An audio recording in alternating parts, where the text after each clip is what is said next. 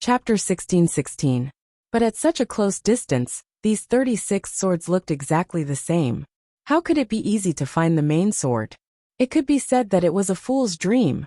So after Yi Tianli made this move, he waited for a situation where there was a barrier to block it. His move also had a hidden function. Once it met a defensive barrier, it would automatically explode. The power of one sword's explosion was enough to directly blow a solid building into the sky.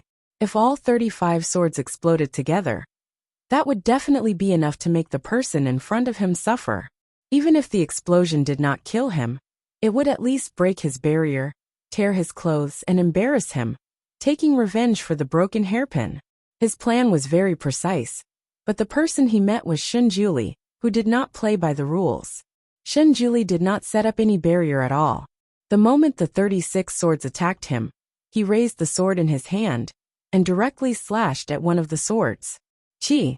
With a sound, the long sword in Shenjuli's hand cut through the sword's tip, like cutting through tofu, directly to the sword's hilt. That sword had already cultivated into an immortal spirit. The moment it was struck, it let out an ear-piercing shriek, as if it was a scream before death. Before the shriek stopped, the immortal sword that had once swept through the 8 desolations was neatly split into 2 halves and fell to the ground. The main sword was cut. The other illusory swords naturally could not withstand it. Before they reached Shenjuli, they dissipated. Yi Tianli was stunned. His face turned pale. He did not expect that the opponent could see the difference between an illusory sword and a main sword in such a short time. He also did not expect that the opponent could destroy his immortal sword with a normal sword. Since it was an immortal sword, its spiritual root and its master had something in common. When the immortal sword was destroyed, Yi Tianli was also injured. The blood in his chest surged. Fortunately, he did not put much immortal core power into the sword, or else the injury would be more serious. Like a whirlwind, he retreated a few steps and looked at Shenjuli in bewilderment. He had already seen that Shenjuli's sword just now was still an ordinary sword, and it was a sword that everyone could use. It obviously didn't have many tricks, but he couldn't dodge it. Shenjuli did not follow up with another attack. He calmly flicked his sword and looked at Yi Tianli. You can change to another sword. Yi Tianli clenched his teeth and did not waste any more time. Instead, he took out the legendary sword that made him famous, the Heavenly Sword. It was an ink-black treasured sword. It was so black that no light could be reflected. Once the light hit its body, it seemed to be devoured. It looked strange and mysterious. The people below held their breaths when they saw him take out the sword. The Heavenly Sword, the most famous and ruthless immortal sword in the divine demon continent. Once the Heavenly Sword was taken out, it must see blood, eat souls, and never return to the scabbard. The sword spirit of this sword was very powerful. It could automatically attack without a master. The sword spirit of this sword was also very evil. Once it was taken out of the scabbard, it must see blood. No matter if it was an immortal or a demon, once it was defeated, it would eat the soul together with it. It could not even be reincarnated. This sword was originally used to deal with evil people. Yi Tianli had carried it with him for so many years, but the chances of him using it were few and far between.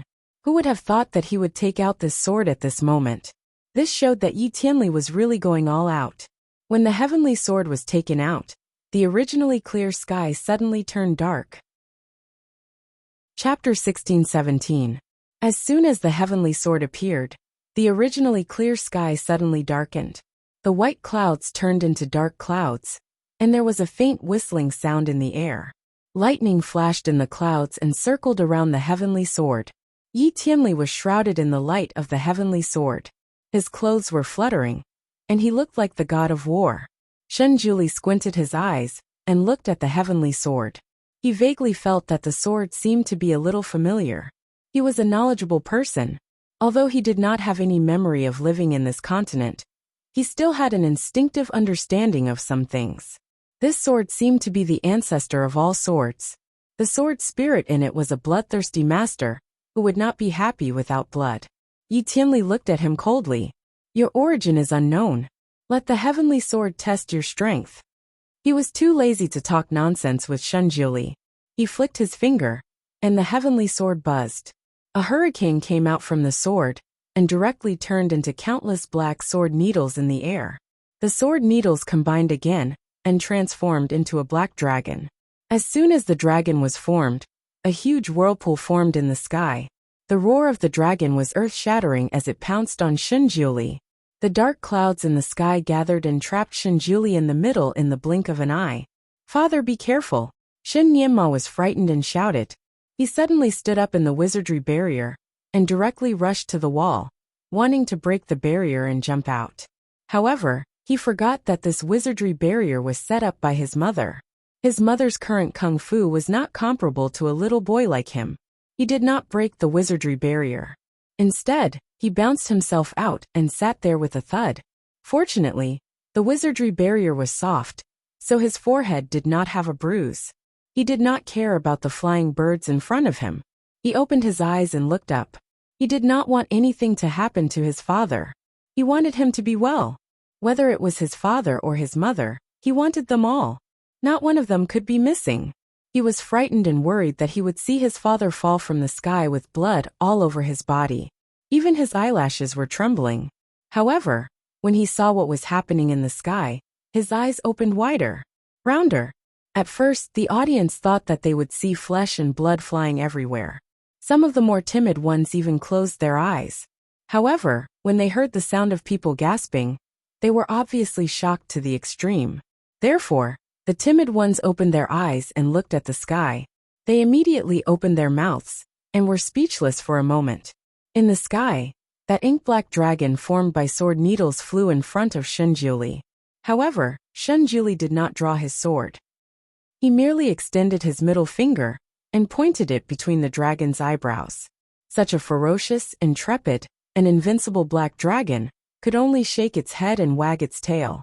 Like a puppy that had seen its master, it wagged its tail with all its might. Where was the slightest bit of might left? The original body of the heavenly sword was still in Yi Tianli's hand, but at this moment, it was shaking violently, as if it wanted to escape from its master's grasp. Yi Tianli's face was pale. He grabbed the sword hilt with all his might. The web between his thumb and forefinger was bleeding from the shaking. He desperately chanted a spell, trying to regain control of the sword. However, the sword seemed to have gone crazy. The ink-black sword suddenly lit up and a golden light burst out. Not good. This sword actually wanted to kill its master. The original sword hilt actually turned into a sharp blade that could cut through everything in an instant. If Yi Tianli did not let go, all 5 of his fingers would be cut off. Helplessly, he could only let go. The heavenly sword instantly flew out.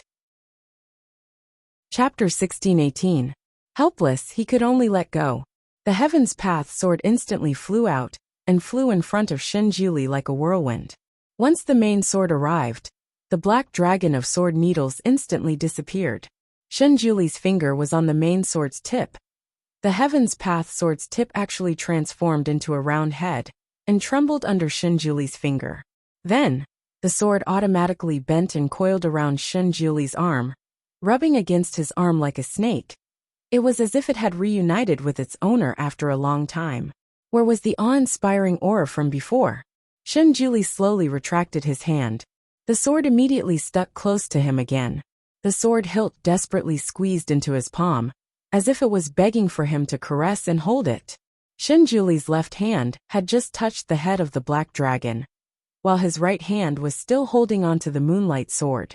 When the Heaven's Path sword came over, it desperately squeezed into his right hand, as if it couldn't wait to squeeze the moonlight sword out. It even let out a threatening dragon roar. It was the ancestor of swords. Any immortal or demon swords that had spirituality would be afraid of it, and would automatically make way for it. It thought that the moonlight sword wouldn't fight with it, and would obediently leave. However, it didn't expect that the moonlight sword was just an ordinary sword. It didn't have any spirituality, so even if the Heaven's Path sword came over, it still remained in its owner's hand. The Heaven's Path sword was furious. Its body suddenly lit up, like a leopard showing its fangs, and directly bit towards the moonlight sword. Very obviously, the Heaven's Path sword was an extremely jealous immortal sword. It wanted to take the lead, before it could bite the moonlight sword. Two snow-white fingers stretched out and clamped onto the Heaven's Path sword's body. The Heaven's Path sword trembled slightly and became obedient. It unwillingly retreated and circled around Shenjuli. Finally, it wormed its way into his left palm. Fearing that Shenjuli wouldn't hold on to it, it automatically turned into a circle and wrapped itself around Shenjuli's wrist. Yi Tianli's pale face was his current expression. Shock was the expression of the spectators below the stage. Everyone's mouth was slightly agape. Their expressions were like people in a peaceful world who saw a dinosaur flying in the sky. Good. Father, you are awesome. Shen Nianma jumped up again. He laughed and jumped in the wizardry barrier, causing it to tremble. Mother, isn't Father great? Mother, Lord Father is the strongest in this world. Everyone else stand aside.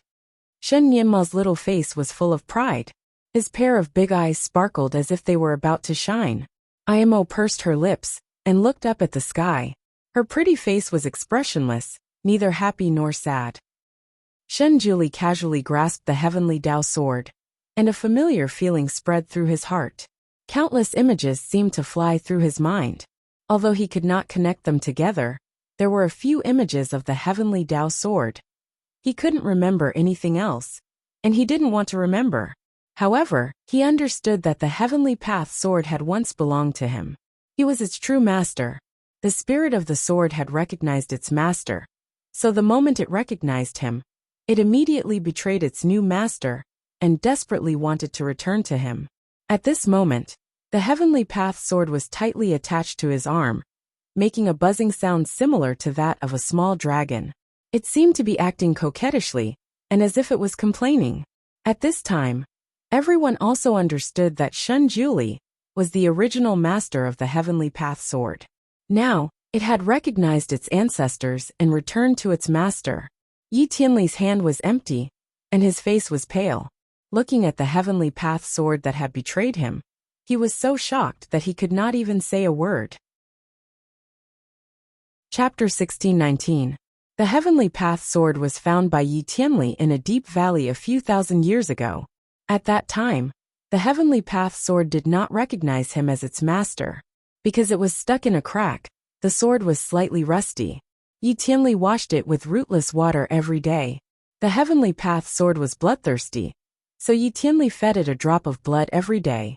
After a few times, the heavenly path sword was finally moved by him, and reluctantly recognized him as its master. However, the heavenly path sword had its own personality, and would not easily fight for Yi Tianli. It would only appear proudly when it met a truly powerful opponent. Moreover, it would throw a tantrum whenever it wanted to. Once it fought, it would be completely free. If it wanted to kill the opponent, it would kill the opponent. Even if Yi Tianli wanted to go easy on it, it would not be able to take it back in advance. This time, if he was not forced into a corner, he would not have taken out the sword ancestor. He did not expect the sword ancestor to leave him at this moment. What was even more unexpected was that the sword ancestor actually had such a servile side. After all, he had carried this sword with him for so many years and knew the power of this sword. Even if Shenjuli did nothing and only took out this sword to fight with him, he might not be able to win. Moreover, this opponent was unfathomable. At this time, no matter how unwilling he was, he could only choose to admit defeat. Fortunately, admitting defeat at this time was not considered a loss. Yi Tianli's lips curled up, and he cupped his hands towards Shenjuli. My sword changed sides at the last moment. After all, it has followed me for so many years. How can I bear to attack it? Now I can only... Before he could say the words admit defeat, Shenjuli interrupted him. You don't have to admit defeat unwillingly. Although this sword is my old sword, I will not use it in this array. He shook his hand, and the heavenly path sword that was desperately entangling his wrist disappeared. It was obvious that he kept it in the storage space. Shenjuli still held the ordinary moonlight sword in his hand. His face was indifferent. Just now does not count. You can change to another sword. Yi Tianli. He sighed softly. I only brought these two swords. In other words, he did not have a third sword to use. I'll send you off. Suddenly, a soft shout came from below. A crimson longsword flew up and fell directly into Yi Tianli's hand. The crimson sword was as red as the setting sun. Its name was Sky Splitter, and it was the holy artifact of the demon lord. There was no weapon that it couldn't destroy, and no protective barrier that it couldn't destroy. When struck by this sword, even if one's vitals weren't injured, it would still corrode and devour one's soul, causing the soul to wail within the sword spirit. Unless the sword master was merciful and released the souls he had collected, he would suffer the pain of being devoured forever, unable to reincarnate. 3 years ago, on the day of the Devil Lord's rebirth, this sword had automatically sought its master. IMO had used it to traverse the 6 realms, defeating all opponents under the heavens and establishing her supreme status. Everyone in the immortal world knew about this sword. Naturally, Yi Tianli had heard of it as well. He had even suffered a loss under this sword. He never thought that IMO would lend him this sword today. The power of this sword was not inferior to the Heavenly Path sword. Because IMO had personally given this sword to him, this sword was very obedient in Yi Tianli's hands. The crimson light flowed around the sword. It was like the eyes of a young girl, able to steal away a person's soul with just one glance. With this sword in hand, Yi Tianli's courage was boosted. Chapter 1620. He looked at Shenjuli, but Shenjuli did not look at him. Shenjuli's eyes fell on IMO, who was standing there looking up at him. Both of their eyes met in the air. Shenjuli's face was slightly pale, but IMO smiled. Her eyes even had a hint of interest and malice, with a hint of challenge. Shenjuli looked at her for a moment and finally looked away. He slowly raised his head and looked at Yi Tianli. His eyes, which had some fluctuations just now, had returned to normal. He said faintly, "I want to change my sword too." Yi Tianli's heart sank. Originally, he wanted to use the advantage of the Sky Splitter sword to kill Shenjuli. However, if he wanted to change his sword, he would definitely change to the Heavenly Dao sword. The power of the 2 swords was almost the same, so he would not be able to gain any advantage in terms of weapons. However, at this time, he had to let him change his sword. Therefore, he paused for a moment, and could only pretend to be generous. He smiled and said, "Of course you can use the Heavenly Dao sword." Everyone below also opened their eyes wide, and waited for Shenjuli to take out the Heavenly Dao sword again. Unexpectedly, after Shenjuli kept the Moonlight sword, he stretched out his palm, and directly condensed an ordinary black iron sword in his palm. He faintly added, "I will use this." Yi Tianli was speechless. Everyone was shocked. The black iron sword looked ordinary at first glance. It was not even as good as the Moonlight sword. Amo's long eyelashes drooped down, hiding the color in her eyes. She waved her sleeves behind her, and a quaint chair automatically appeared behind her. She sat on it, propping up her chin with her palm as she lazily looked at everything above her. After a moment, she suddenly seemed to realize something. She turned her head and looked at the spherical wizardry barrier that had been hanging beside her. Inside the wizardry barrier, Shen Nianma's eyes were wide open. He looked at her in disbelief, as if he could not believe that his mother would side with an outsider to go against his father. He pursed his lips and tears rolled in his eyes. Amo's eyes met his, and his heart trembled slightly. It was as if a sharp needle had pierced into the depths of his heart. She paused for a moment, unwilling to meet his gaze again. With a gentle wave of her sleeve, the originally transparent barrier turned pink and non-transparent. Shen Nianma's tiny figure was finally hidden in the wizardry barrier. She let out a light sigh. It was better not to let such a young child see such a gory scene, in case it stimulated his little heart. She then raised a hand and gently pressed it on the pink enchantment. The pink enchantment shook like a cradle, and her voice was transmitted into the enchantment. "Be good, have a good sleep." The little one was very obedient inside the enchantment. He definitely could not see the outside now, but he did not rush around anxiously. Instead, he sat there motionlessly. Imo could sense his movements at this moment. Seeing that he was indeed obedient, he let out a sigh of relief. The 2 people above had already started fighting, and the clouds were surging in the sky. The Sky Splitter was indeed extraordinary. Even if it was not controlled by a person, it could still move freely in the air. Every move it made was earth-shattering. The Sky Splitter was also a very murderous evil sword. Once it was out of the sheath, no matter who the opponent was, it would exert a great power. Every move was bloodthirsty and deadly.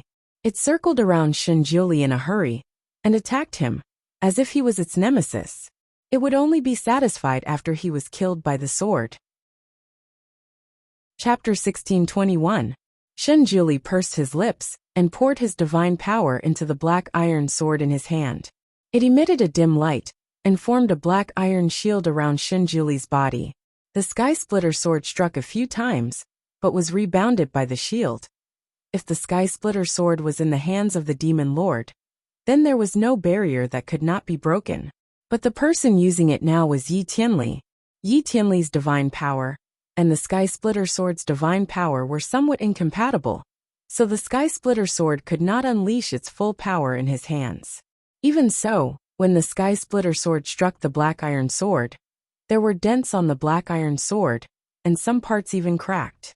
In less than a cup of tea's time, the black iron sword was already badly damaged.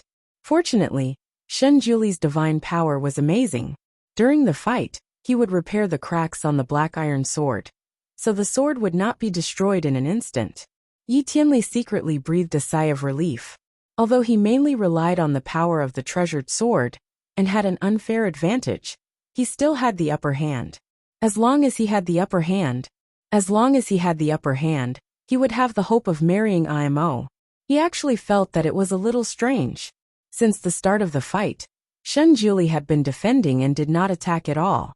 He did not even counterattack the Sky Splitter sword. The people below the stage also noticed this, and could not help but look at each other. They did not understand why Shinjuli would do this. There was no lack of top experts in the audience, but after watching for a while, these experts understood that if they were to go against the Sky Splitter sword, even if they had a divine weapon in hand, they would not have any hope of winning.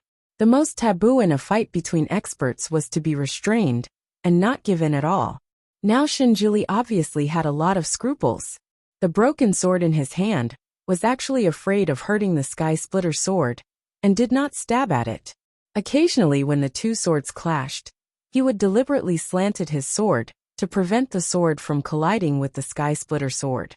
Shinjuli obviously had some scruples about the Sky Splitter sword. He was at a disadvantage, but he could not bear to hurt the sword. Then to this Demon Lord, everyone couldn't help but turn to look at IMO. IMO sat there expressionlessly, holding her chin as she watched the fight in the sky. Her expression was very calm. So calm that no one could see any fluctuations in her heart. She was just a spectator. The two people who were fighting had nothing to do with her. At first, everyone thought that she would not help anyone. But now, it seemed that she still had some feelings for Yi Tianli, and was still willing to marry him. As for Shinjuli, she should be repulsed, right? She didn't want him to win. Everyone faintly felt that there was something wrong between the Devil Lord and Shinjuli. There seemed to be a lot of secrets to be uncovered, but no one could dig them out at the moment. They could only wait and see. As for the Celestial Arch, his expression changed the moment the Heavenly Tao sword automatically returned to Shinjuli. However, he was a profound figure who didn't express his emotions with words. Even the subjects of the immortal dimension around him couldn't figure out exactly what he was thinking at this moment. He was also watching the battle in the sky. He watched as Shinjuli was forced to retreat by the Sky Splitter sword. He watched as he gradually fell into a disadvantageous position. Yi Tianli's eyes showed excitement. It was finally time for him to vent his anger. This person made a fool of him just now. He definitely couldn't let him off. At this time, taking the opportunity to kill him with his sword was also a good idea. That way, he could eliminate all future troubles. Chapter 1622. Moreover, if he used this sword to kill his opponent, the people below could not say anything. After all, this sword had its own will. He could just say that he could not control it. Seeing that the Sky Splitter sword was attacking Shinjuli to the point that he could not fight back, Yi Tianli leaped up and floated 30 feet forward. He wanted to add more strength to the Sky Splitter sword to kill Shinjuli. And a sudden change happened at this moment. Shinjuli, who was originally suppressed by the Sky Splitter sword and had no power to fight back, flashed like lightning. He directly bypassed the attack of the Sky Splitter sword and slashed at Yi Tianli's wrist with his black iron sword. No one could describe how fast Shen Juli's movements were at this moment, and no one could describe how amazing his sword was. By the time Yi Tianli reacted, his opponent's sword had already pierced his wrist meridian. Yi Tianli's wrist shook violently, and his telekinesis was instantly sealed. He could not move as if his acupoints were sealed. At the same time, the Sky Splitter sword turned around and attacked Shen Juli from behind. With a soft sound, the Sky Splitter sword pierced through Shen Juli's protective wizardry barrier. The sharp edge of the sword pierced through his clothes and blood oozed out from the wound. It was bright red like pearls. The sword trembled slightly, as if it wanted to stab in, but it did not have the strength to continue. Suddenly, with a buzzing sound, it flew down and disappeared into Amo's sleeve. Shen Juli did not care about the Sky Splitter sword behind him. He pointed the tip of the sword at Yi Tianli's forehead. "You lost." With just 3 words he announced the result. No one had any objections to this result. Naturally, the higher-ups of the 6 realms who were watching the battle below did not have any objections. This round ended with Shen Juli's victory. Shen Juli stepped on the high platform again. His eyes fell on Imo, and there was a complicated look in his eyes. Imo looked at him with a smile. Her smile was sweet, but her eyes were cold. She said 2 words, "Congratulations." "Thank you." Shen Juli also replied to her with 2 words. His eyes fell on the enchantment behind her, and his voice was as calm as water. "Can you let him out now?" Imo tilted his head and looked at him. "Is he really your son?" Shen Juli looked at her and said, "He's also your son." "Yes, that's right. He's also my son." Imo smiled. "I personally delivered him." She waved her hand, and the layer of pink wizardry barrier disappeared, revealing Shen Nianma inside. "Little brat, since you are quite obedient, I will let you go." She suddenly paused. Shen Nianma sat there. His big eyes were already red and swollen. He looked at her with a strange and distant gaze. It was as if he was no longer the child who had reached out his hands and desperately wanted to be held by her, desperately burrowing into her arms. After he appeared, he slowly stood up in the enchantment. His 2 small hands supported the edge of the enchantment as he looked at Shen Juli, who was standing not far away. "Father," he called out, and then reached out his small hands. "Father hug." Imo pursed her lips and glanced at the little one. "Little brat, do you want your father or your mother?" The little one looked at her, then looked at Shen Juli, and then looked at her again. His little face seemed to be in a dilemma.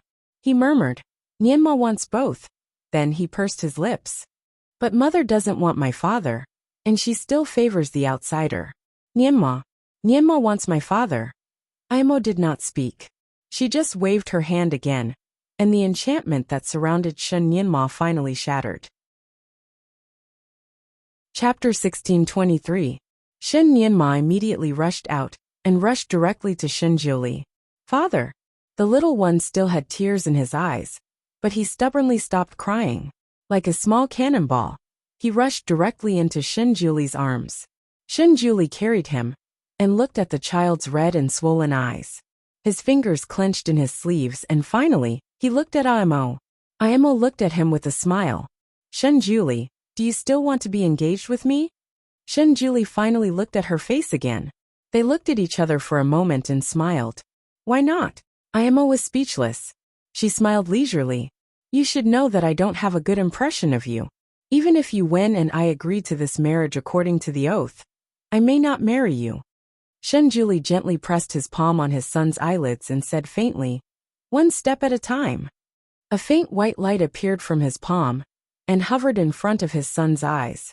After a moment he moved his hand away. Shen Nianma's red and swollen eyes finally disappeared, and his big eyes returned to normal. "Nianma, I remember you once said that when you were still in your mother's stomach, your mother taught you that a man should bleed and not cry. Have you forgotten it so quickly?" Shen Nianma pursed his lips, and his face was a little red. He also felt that it was embarrassing to cry so miserably. "Father, I am wrong." He snuggled his big head on Shen Juli's chest and rubbed it. Father, I miss you. Shunjuli raised his hand and rubbed his head. He nodded and did not say anything else. Since the little guy was born, it was the first time Shunjuli carried him. Although he was only a few days old, his size was like a 1-year-old child. He was pink and soft like a little glutinous rice bun. When he was carried in his arms, he was heavy and chubby.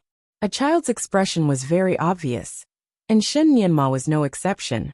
When he was in the stone, he was very curious about how it felt to lie in his father's arms. Now he finally had a taste of it. His father's embrace was like a mountain, giving him an extremely safe feeling. Just now, he was worried sick in the enchantment. Now that he was in his father's arms, he was finally relieved. He didn't hold back and kissed his father's face. Shunjuli, his son, was too enthusiastic. Imo watched the interaction between the father and son coldly from the side. It was a natural display of affection between father and son that could not be faked. Her eyes deepened slightly, and she was in a trance for a moment. But then her eyes became clear again, and she returned to her indifferent appearance. She smiled gently and said, "Since you don't want to back down, then let's have another 2 rounds." At this moment, Yi Tianli also landed on the ground. He looked a little down, but he was still an elegant gentleman. He cupped his hands towards Imo. "Imo, thank you for the sword." Imo smiled lazily.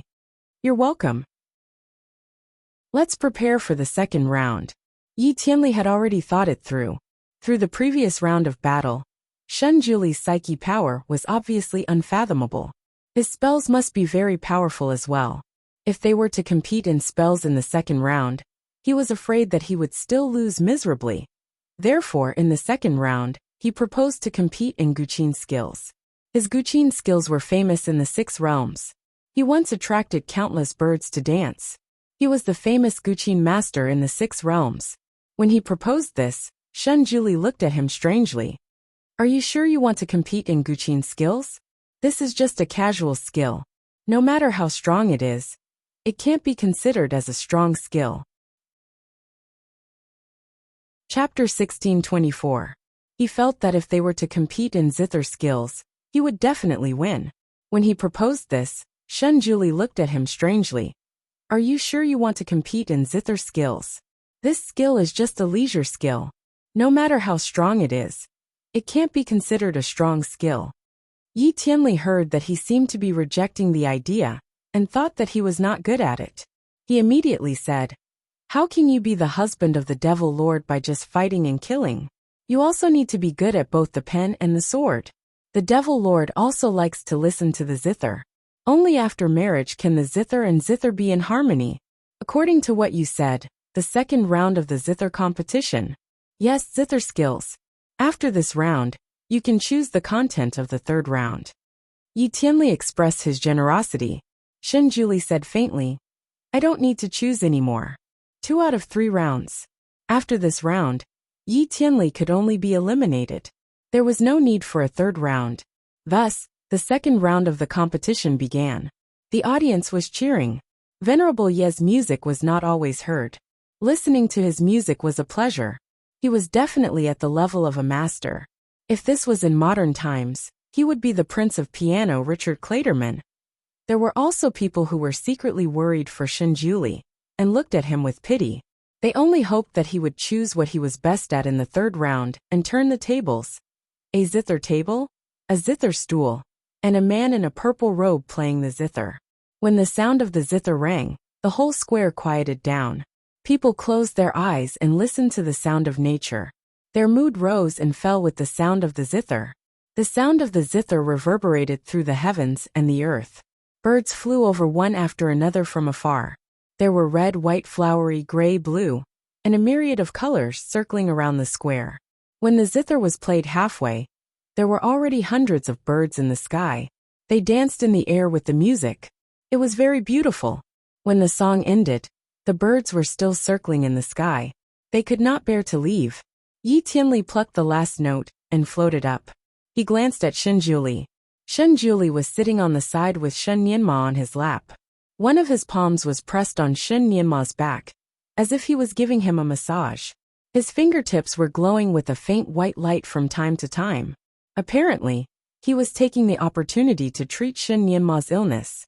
After all, Shen Nianma had just had a high fever, so his body was still weak. Shen Juli noticed it when he carried him in his arms. This son of his was brought up by him, so naturally, he doted on him very much. He couldn't bear for him to suffer even a little bit, let alone allow him to be unhealthy. Therefore, he immediately treated him. His medical skills were undoubtedly the best. While Yi Tianli was playing the guqin, he had already made Shen Nianma sweat profusely. This process was obviously not very comfortable. The little guy frowned slightly, but he could still endure it by pursing his lips. After Yi Tianli finished playing, Shen Juli also finished massaging the child. After Shen Nianma was sweating, Shen Juli cast a cleaning spell on him to make him feel refreshed. After cleaning up, the little guy felt much more refreshed. All the illness had disappeared without a trace. Father, it was so painful just now, but I didn't cry. Shen Nianma opened his big eyes to ask for credit. Shen Juli patted his head. You are like a little man now. Shen Nianma was praised, so he was immediately in high spirits. His little chest also puffed out. He could not help but look at his mother again. His mother was sitting there with one hand on her cheek. She was looking at him thoughtfully. Chapter 1625. Shen Nianma chose his father out of anger. Now that he saw his mother again, he was still very fond of her. When the mother and daughter looked at each other, he quickly showed his mother a big smile. However, Aimo was immune to his angelic smile. She casually looked away, and did not look at the father and son anymore. Oh no! Was his mother angry with him? Shen Nianma was anxious and wronged. He pursed his lips, and tried to reach out his little hand in the direction of his mother. He looked at her eagerly. He hoped that she would look at him again. As long as she showed any signs of wanting to hug him, he would immediately rush over. However, his mother did not look at him. She did not look at him again. She ignored his little hand. Shen Nianma slowly withdrew his little hand. What should he do? He wanted both his father and mother. He wanted them to be together. Shen Juli looked down slightly. How could he not see his son's disappointment? However, his gaze landed on Amo's face again. The moment he saw her, he had the urge to carry her away without a care for anything else. However, he could not. She had obviously forgotten about him, and he was the high and mighty devil master. If he forced her to be with him, it would only make her more disgusted. Perhaps they would never be able to go back. Therefore, he had to take it step by step. In the past, he always forced her to follow his footsteps, and always let her stumble behind him. Now he would follow her footsteps. She would be his. This would never change. After Yi Tianli finished his song, the audience applauded as usual. Yi Tianli smiled at Shen Juli, who had just stood up. He could not hide his pride in his smile. You can start now. When I played, I attracted a total of 128 auspicious birds. As long as you can surpass this number, you will win. Shen Nianma pouted. Not all of them are auspicious birds. I saw 5 crows just now. Yi Tianli was speechless. He wanted to kick this little bastard out. Shen Juli was too lazy to speak. When he could crush his opponent with his strength, anything he said would be superfluous. He raised his hand, and a guqin appeared on his lap. Shen Nianma stared at his father's guqin, and then looked at Yi Tianli's guqin. He said loudly, Father, is this an ordinary guqin? That's an immortal zither. His small eyes were very sharp. He could see that Yi Tianli's guqin was surrounded by immortal energy, while his father's guqin was an authentic one without any immortal energy. Shen Juli hugged him with one arm, and played the zither with the other. It's okay. Father, put me down so that you can play the zither. I promise I won't run around. Shen Nianma wanted his father to win, so he did not want to burden him. He could already run on his own. No need, just be obedient. Shen Juli didn't even raise his head. He stroked the strings of the zither with one hand, and a string of notes flowed out. Finally he finished tuning. Yi Tianli was speechless. His face did not look good. He actually wanted to hold the child and play the zither. This was blatant contempt. The people below looked at each other and felt that Shen Juli was too conceited, playing the zither with one hand and competing with the guqin saint. Did he know that he could not win? So he found a good excuse when he lost? The Emperor Immortal stood up. If you feel that no one is taking care of your son, I can send the second concubine to take care of him. No need. Shen Juli still said the same 2 words. He raised his fingers, and the notes flowed under his fingers. Chapter 1626. Yi Tianli sat on the side in a daze. He stared blankly at the sky, where a phoenix was leading a flock of birds to dance to the music. Regardless of the number or species of birds, there were too many to count. Not counting the dancing birds, there were at least a few thousand birds perched on top of the surrounding buildings. Everyone was so fascinated by the music that they had forgotten what day it was. When the music ended, the entire square fell into an unprecedented silence. Everyone was still in shock. The birds were obviously not satisfied. They quietly stopped at the corners of the pavilions and eaves. Pairs of small eyes were wide open as they looked at Shen Juli with anticipation. A moment later, there was a burst of thunderous applause. Countless pairs of eyes looked at Shen Juli with admiration. Their eyes were like fans who saw their idol. In this round, Shen Juli won by a landslide.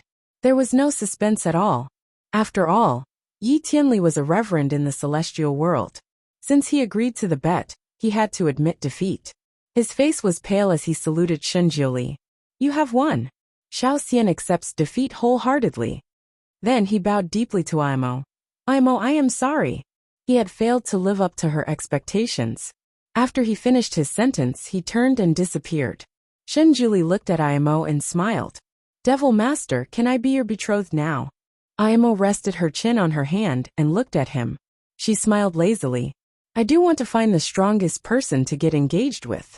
However, there is a prerequisite. The person must be unmarried and you. Her eyes fell on Shen Nianma. You even have a child. Obviously, you do not meet my requirements. Before Shen Juli could speak, Shen Nianma quickly interrupted. Nianma was born from a stone. Mother, you personally delivered my birth, so you should still remember. As for father, father picked me up by accident. I was picked up by him, so father is unmarried. Shen Juli was speechless. Everyone was speechless. Yi Tianli had already proven that Shen Nianma was born from a rock. Therefore, no one could refute his claim. Everyone looked at Shen Juli to see what he would say. Shen Juli hugged his son and only said a few words. I swear in the name of the heavenly Tao that I am unmarried. As for this child, he's mine and also yours. He's ours. In this world, no one dared to lie under the name of the heavenly Tao. Once they lied, they would immediately be struck by lightning. The heavenly lightning would expose his lies, leaving him with nowhere to hide. Therefore, after Shen Juli said this, everyone looked at the clear sky and finally believed him. Shen Juli slowly walked over to Imo and extended his hand. Imo, can we get engaged now? Imo smiled and tilted his head to look at him. I still don't seem to have a good impression of you. Aren't you afraid that I'll kill you if I'm not happy? I'm not afraid. Even if you kill me, I'm willing to do so. Although you look cold, you're good at saying sweet things. I'm not saying sweet things. I'm just telling the truth. Imo finally stood up and smiled lazily. Well, since you have proven that you are the strongest person in this world, then I'll get engaged with you. She put her hand in his palm. He didn't know if it was because she was a demon, but although her hands were still small and soft, they were cold, as if they didn't have the warmth of a human. Chapter 1627. Shen Juli's eyes darkened slightly. Looking at her smiling but emotionless eyes, he felt as if his heart had been stabbed again. He tightened his grip on her hand. His hand was hot, but his grip was unable to warm her fingertips. He held Nianma in one hand, and held her hand with the other. These two were his most beloved people in his heart. They should be a family. No matter what, he and she were back together again. They were a family again. He would thoroughly investigate the main reason why she was so emotionless. He would let her, who used to be lively, cheerful, smart, and lovely, come back. Although the people below had different thoughts, no one could stop the situation from developing to this point. The ceremonial officer walked over hesitantly. Devil Master, should we prepare a new Yanhao cup? Shen Juli shook his head. No need. In fact, he had already prepared everything. Since he planned to snatch the marriage, he naturally prepared everything. Shen Nianma was afraid that he would delay his father's ceremony. He stretched out his little hand to Imo and revealed a big smile. Mother hug. Imo glanced at him. Didn't your father hug you? I like to be hugged by mother. The smile on Shen Nianma's little face was bigger and sweeter. However, his pair of big eyes were full of fear and uncertainty. He was afraid that his mother would reject him again. Imo did not know why her heart ached. Before she could think of what to do, she had already taken the little guy and held him in her arms. Ever since she came to this world, she had always felt empty. However, since this little guy came to her side, her empty heart seemed to have been filled a little. Especially when she held his chubby little body, she actually felt a little satisfied. When the little guy chose to leave her, she actually felt disappointed and jealous. Of course, she did not show these feelings. She had been very indifferent. As for Shen Juli, she did not have any feelings for him. She even had an instinctive dislike for him. She did not want him to be her fiancé, so she wanted to help Yi Tianli. She did not expect that Yi Tianli and Shen Juli were so different. Even if she helped him, the result could not be changed. Forget it. Anyway, her current life was quite boring. Perhaps this person could bring her some joy. Shen Juli was still holding her hand, as if he was afraid that she would run away. Out of nowhere, he pulled out a white jade cup. The cup was extremely exquisite, engraved with a pattern of mandarin ducks playing in water.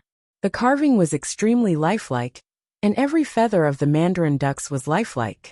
Some of the people below were also knowledgeable. The moment they saw the cup, they all secretly sucked in a breath of cold air. That white jade was no ordinary white jade. It was the bone of a vicious beast from the netherworld Dead Sea. This kind of evil beast's spine was born with a piece of jade. Legend has it that if this kind of jade was used to carve a good cup, it would allow the male and female lead, who used this cup to worship the heavens and earth, to be together forever. However, this beast was an extremely ferocious beast. It could almost be called an ancient magical beast. It had boundless strength and boundless magical power. No one dared to provoke it. A single beast could destroy an entire army of the celestial realm. Moreover, these beasts liked to move around in groups, which made them even harder to capture. Even if it was Yi Tianli, he did not dare to provoke them. He did not expect this unknown Shen Juli to have obtained this kind of jade in advance. He even carved such an exquisite cup. Amo's gaze also fell on the cup. You came prepared. Chapter 1628. Shen Juli looked at her and said, For you, I have always come prepared. This person was much more thick-skinned than Yi Tianli, and seemed to be stronger than Yi Tianli. Imo tried to withdraw her hand. Take the rootless water. Usually the ritual was performed with both hands. He could not do it with only one hand. The earlier the ritual was completed, the earlier she could rest. She was sleepy again. Shen Juli did not have the intention to let go of her hand. It will only be meaningful if we do it together. Imo was speechless. You can't do it, right? Then let the officiant do it. I won't help you with this. This is our own ritual. It will only be meaningful if we complete it ourselves. Come, hold the cup. I don't need your help. Just hold it. Shen Juli put the thin handle in her hand and let her hold it. Then, he held her hand from the outside. His big hand wrapped around her small hand. Both of their hands were held together. It looked very harmonious. Shen Nianmo reached out his little hand. Father, mother, can I hold your hand as well? Mother, hold my hand. Father, hold my mother's hand. Shen Juli did not care about the boy's request. This was their engagement ceremony, not a family ceremony. Why would this boy want to join in the fun?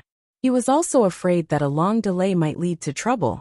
Ning Xuema had turned into IMO, and her temperament had become unpredictable, making it hard for people to grasp.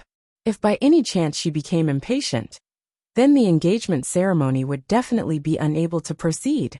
Therefore, he immediately performed the ritual. He did not do a lot of complicated spells like Yi Tianli.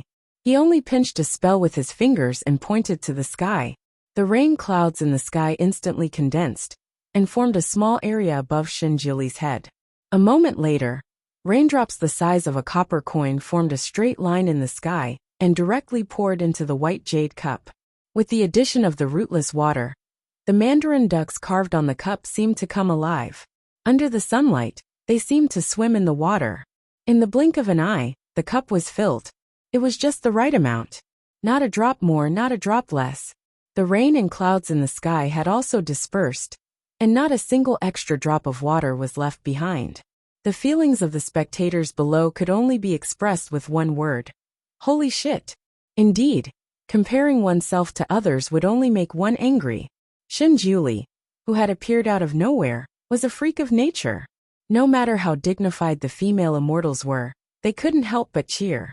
This included the two arrogant concubines of the celestial emperor. Their hands were almost swollen. When the wine in the cup containing Shinjuli and Amo's blood beads turned into rain and fell from the sky, the entire square resounded with thunderous applause. The engagement ceremony was finally completed. Imo yawned. Alright, from now on, you're my fiancé. I'm tired, so please take care of the guests. I'm going to rest. She turned to leave. Shinjuli pulled her back with a little force. Wait, there's still a ceremony that hasn't been completed. Imo raised her eyebrows. What ceremony? Shinjuli stared at her. Those deep blue eyes seemed to be rolling with waves.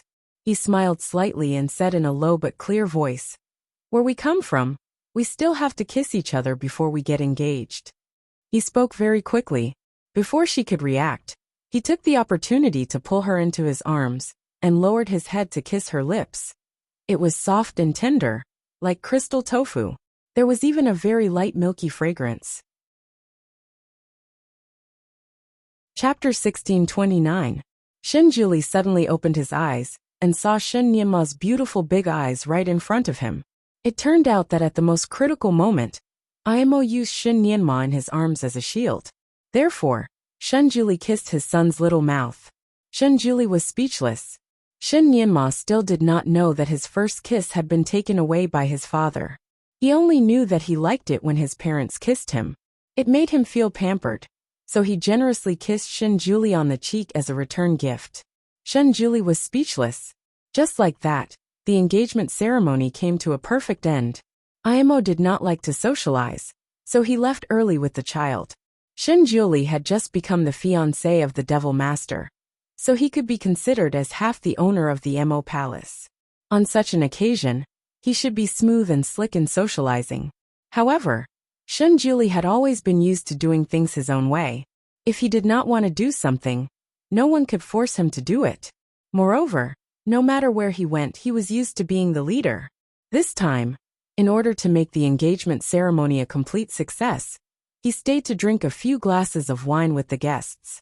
If it were someone else, they would have to be humble on this day and go to every table to toast. However, Shinjuli did not do that. He just picked up a glass of wine on the high platform and swept his gaze across the crowd. Some of the noisy square quieted down. He had a kind of temperament, the temperament of a person who had been in the top position for a long time. This kind of temperament made the leaders of the 6 realms feel a kind of pressure. Although they were dissatisfied that he did not come down to toast, they could not say it out loud. Shinjuli stood on the stage and toasted a few glasses of wine. He did not say much, but every sentence was on the point. In short, there was only one meaning. He, Shinjuli, was now the Devil Lord's husband, so he would advance and retreat with her. They were husband and wife, and he would protect her at all costs. His words made the people of the immortal realm shed tears in their hearts. Immortals and demons were at odds with each other, and because the immortal realm didn't have enough backbone to oppose the demon realm, they succumbed to the demon master's despotic power. One super demon master was enough of a headache for them, and now she had a super awesome husband. Then how could the immortal world still have a chance to turn things around? Wouldn't that mean he would forever be under the devil's rule? As for the other realms, they were actually anxious in their hearts. The combination of Shinjuli and the Devil Lord was simply invincible. In the future, the people of the Devil Realm would most likely be able to do whatever they wanted. No one would dare to provoke them. They would truly be the dominant force, of course. The people of the Devil World were still cheering thunderously. Each of them puffed out their chests and folded their bellies as they looked at the people of the other realms. It was still the celestial emperor, who was unwilling to give up. He asked, "I heard that the heavenly Tao sword was once an ancient divine artifact, and it might even be the old artifact of that annihilated god. Now that it belongs to your excellency, what is your excellency's relationship with that annihilated god?" When this question was asked, the entire crowd fell silent. Although the crowd didn't know the specific story between the ancient gods and demons, they all knew that the gods and demons were at odds with each other at that time. In fact, a battle had almost destroyed the entire gods-demons continent. Now, the demon master had returned, but that ancient god hadn't. And Shinjuli had appeared so suddenly and subdued the heavenly Tao sword. Furthermore, there wasn't the slightest bit of demonic chi on his body, and there was even a faint auspicious light surrounding him. This meant that the cultivation technique he cultivated didn't belong to the devil realm. Based on all of the above, the crowd couldn't help but suspect his identity. Someone blurted out, "Your Excellency you can't be that ancient god, right?" Chapter 1630. Shinjuli's gaze fell upon the celestial Dharch. His gaze was as calm as still water, but the celestial Dharch felt as if he had been doused with cold water from head to toe. "I don't know who the god you're talking about is, but please remember that I'm Shinjuli, not anyone else. I won't be anyone else." The celestial Dharch. Everyone else. The celestial Dharch originally wanted to recruit him to fight against the demonic realm. But now, he had to put that thought aside for the time being. As for the people from the other realms, they were secretly relieved. If that ancient god really did return, the gods and demons would not coexist. Just like how there were positive and negative poles in the sky, the two sides would fight sooner or later, and the demonic realm would suffer again. Two tigers could not live on one mountain, so it was enough for one world to only have one lord. Furthermore, this lord did not care much and did not have much ambition. The people of the six realms felt that this was good and did not want to change the situation. Thus, the engagement banquet came to a successful end. After this engagement banquet, Shinjuli's name instantly spread to every corner of the world. Almost everyone knew that he was the fiancé of the current demon lord. His spells and sword skills were unfathomable, and even his guqin skills were amazing. His playing of the guqin had once attracted a phoenix to dance and thousands of birds to circle around him. Furthermore, he was playing the guqin with one hand, while holding a child in the other. No one could imagine what would happen if he focused on playing with both hands. Those who were present at that time were lucky enough to witness this scene.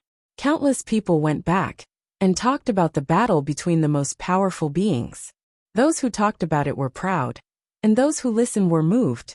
Especially the young girls who were present. They became the envy of all the young girls in the six realms, because they witnessed it with their own eyes. On this continent, Yi Tianli was originally the dream lover of all the young girls. Ever since the engagement banquet, Shinjuli's popularity had surpassed Yi Tianli's. He had replaced Yi Tianli's position and became the new idol. Many girls wanted to meet him by chance. They were lovesick because of him. Of course, Demon Lord Amo's cold and strange temperament and supreme status also attracted the hearts of countless young men. Some of the people present were good at painting, so they had already drawn her appearance. Somehow, it had spread throughout the continent. Originally, the demon lord in people's hearts was a ferocious monster with 3 heads and 6 arms. Unexpectedly, it was such a beautiful little girl. It was hard to imagine that such a delicate little girl had lived for tens of thousands of years. Everyone felt that their worldview had been refreshed. When a person's status is too high, people will only put him or her on the altar and worship him or her as the savior in their hearts, who can only be seen from afar and not played with. There were very few people who wanted to develop an equal relationship with the other party, and that would require universal condemnation. Therefore, when Shinjuli's position in the Tianxi continent was too high, the women of that world felt that it was blasphemy to even think about him. The women who fell in love with him were either fairies, foxes, or even Ning Xuema, the transmigrator. Similarly, Amo's position in this world was also very high, so there were not many people who really wanted to be close to her and wanted to marry her. Even when Yi Tianli was with her, he was a little afraid and trembling with fear. Chapter 1631. Even when Yi Tianli was with her, he was a little fearful. He was afraid that he would make her unhappy, so he did not dare to force her to do anything. Of course, the others did not dare to do anything either. He had always been regarded as the tallest person. Although he was cool and handsome, because he was held too high, he became lonely. There were only subordinates and passers-by who tried to curry favor with him. He did not even have a true friend. When he was really depressed, he could not even find a good friend to talk to. Therefore, after 3 years, Imo used to think that life was cool and domineering. Gradually, she became bored and found it difficult to pass the time. Therefore, she wanted to get engaged and find a partner. It was not for anything else, but to have someone to talk to. Yi Tianli had been by her side for so long. She thought that she could get rid of her loneliness a little.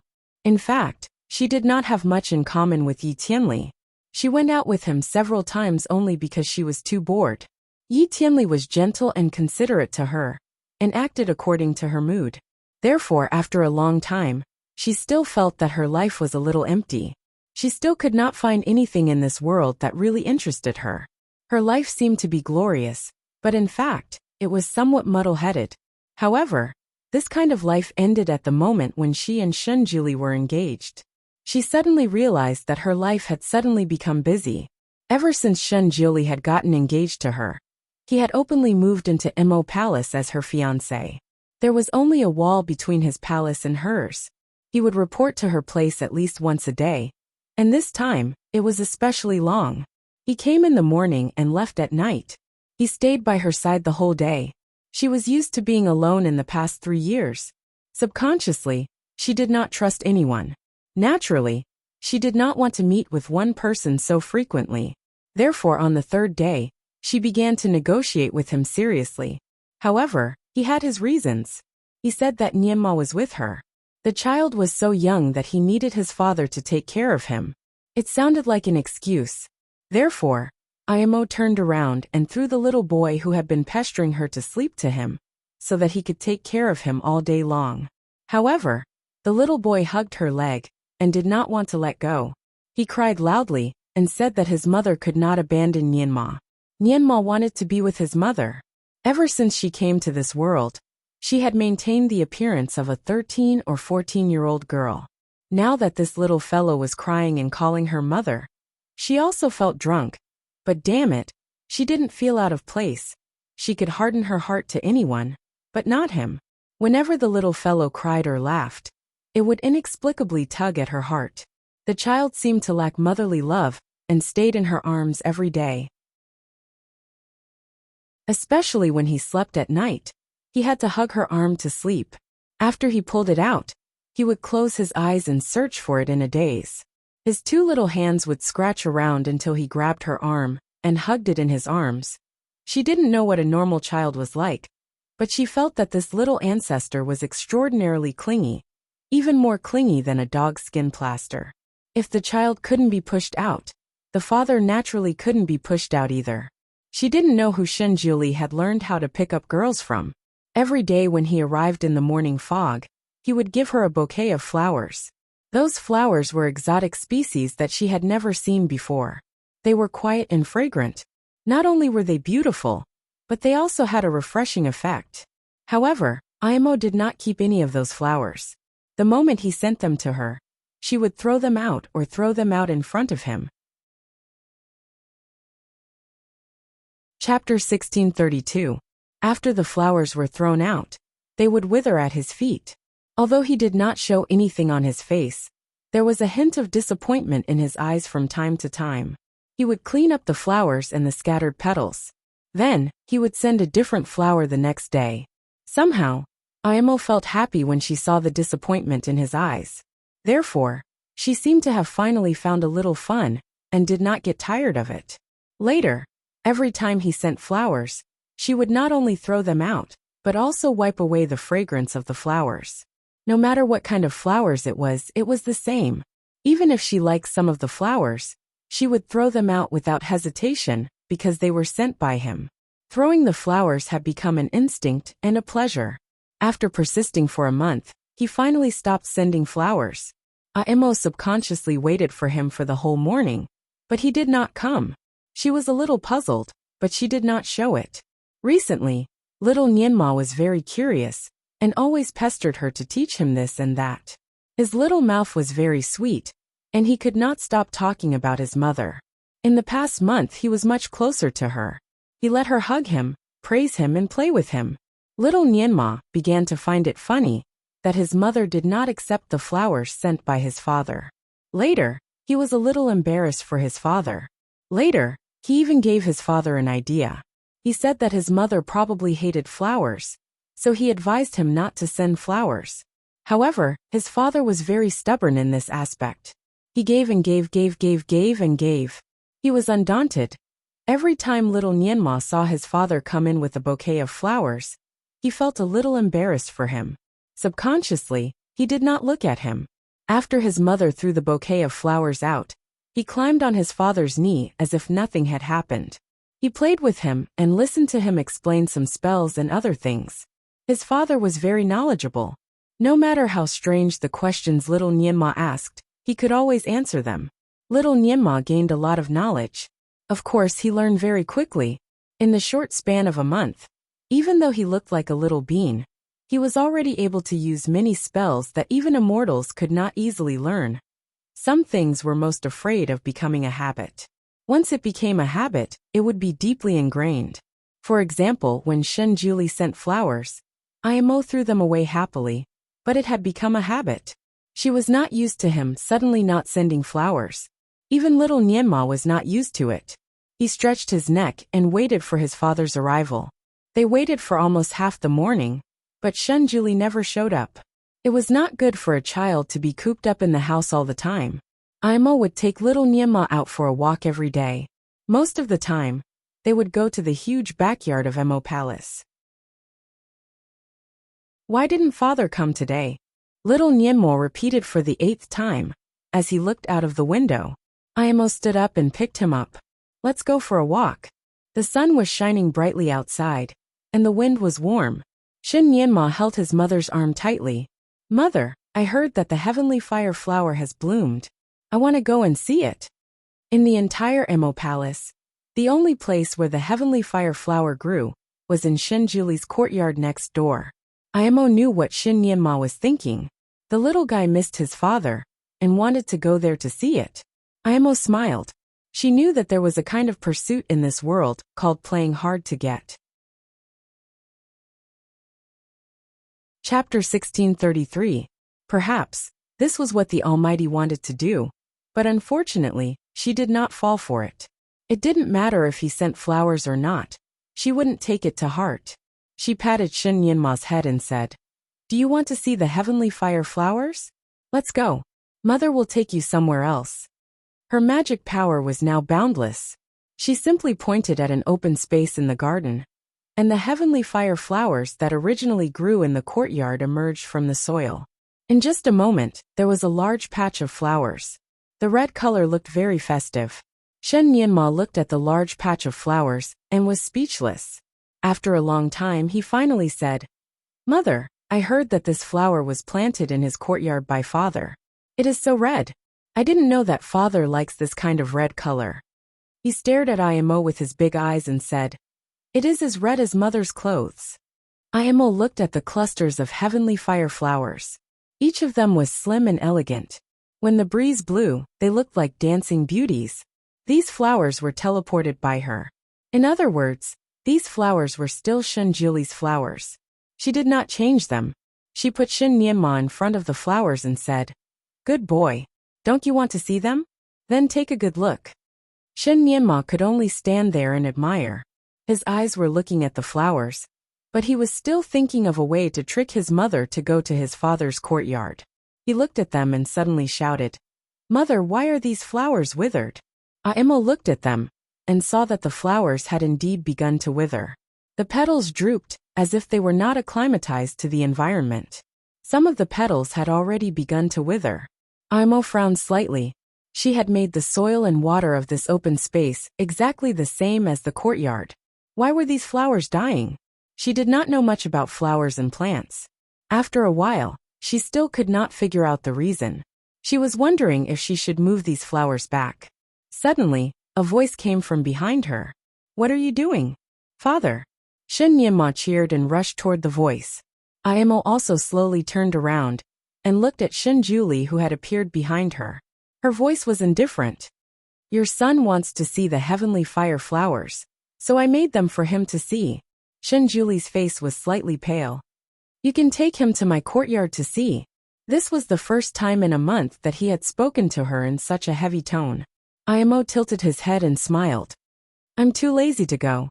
Shen Juli looked down at her and said, my courtyard is only one door away from yours. I'm as uninterested in your courtyard as I am in you. Imo was still smiling, but his words were poisonous. Shen Juli's face turned even paler. He pursed his thin lips and didn't say anything more. Instead, he turned around to look at the heavenly sparks. In less than an hour, more than half of the heavenly fire flowers had withered, leaving only half of their stamens. His fingers landed on the heavenly fire flowers, and his fingertips curled up slightly. It was clear that he was going to use a teleportation technique to teleport these flowers to his own courtyard.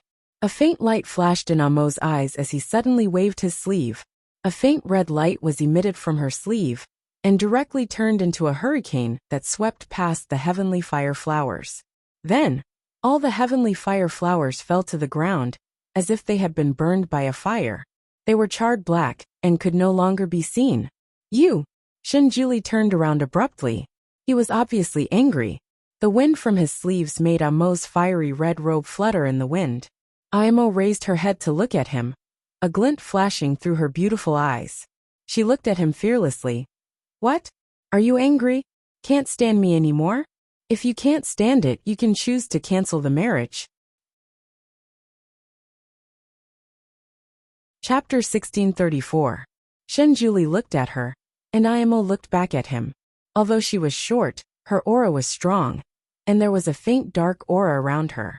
Shen Juli slowly lowered his sleeves and said clearly, No, I will not cancel the engagement. Imo's eyes flickered slightly and she sneered. Why? Are you reluctant to give up the position of the Devil Lord's husband? Shen Juli's eyes were as calm as water. I am just reluctant to give up the position of Imo's husband. He turned to look at the heavenly fire flowers, as if he wanted to see if there was any hope to save them.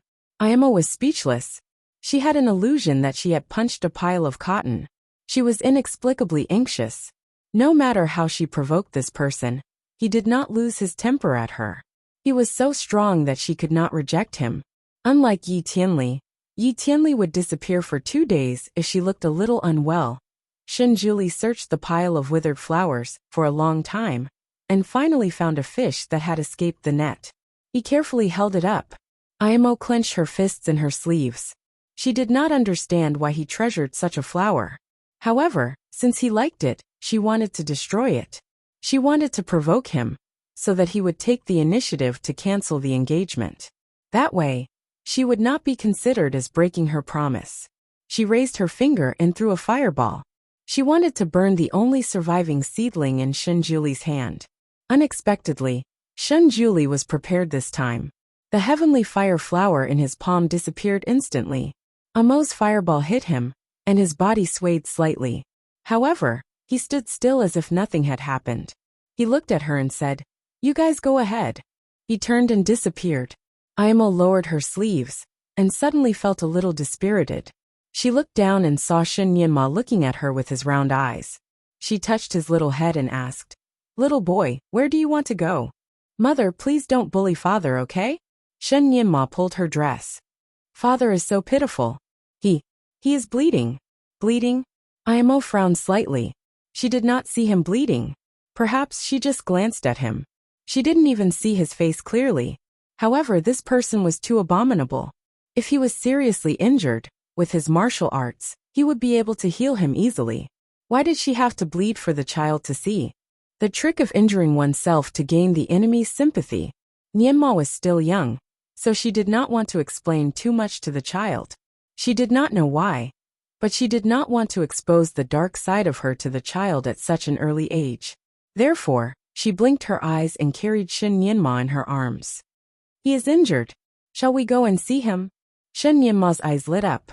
This was the first time that his mother had mentioned visiting his father. He immediately hugged her neck, afraid that she would go back on her words. Okay, mother, let's go now. Just now, he saw that his father's face was very pale, and there seemed to be blood stains on his back. Hermitage. This was where Shen Juli was currently living. The courtyard was very clean. There were mountain rocks and a flower bed in the courtyard. However, the flowers in the flower bed had disappeared, leaving only a bare land. Although this courtyard was close to Amo's palace, it was obviously for the servants. The house was relatively small, and the courtyard was not big. When Shen Juli first moved in, Imo had purposely pointed out a courtyard like this to him. She admitted that she wanted to humiliate him, so that he would back out of the engagement. Chapter 1635. She did not expect him to move in without hesitation.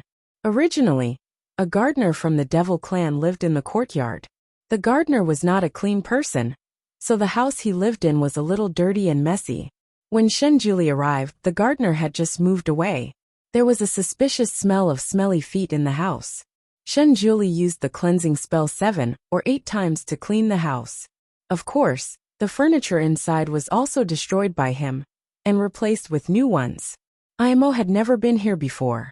It was her first time here. The moment she came in, her vision blurred for a moment. She felt that the layout of this place was somewhat familiar. Even the wind chimes under the eaves gave her a sense of déjà vu. She paused for a moment. Shen Juli was busy in the flower garden. He had just planted the only remaining heavenly fire flower. The flower's head was drooping, and she did not know if it could survive. His back was facing them, and she could clearly see that there was blood dripping out from his back. Father, you are bleeding. Shen Nianma jumped down from her arms and ran toward Shen Juli. Shen Juli suddenly turned around.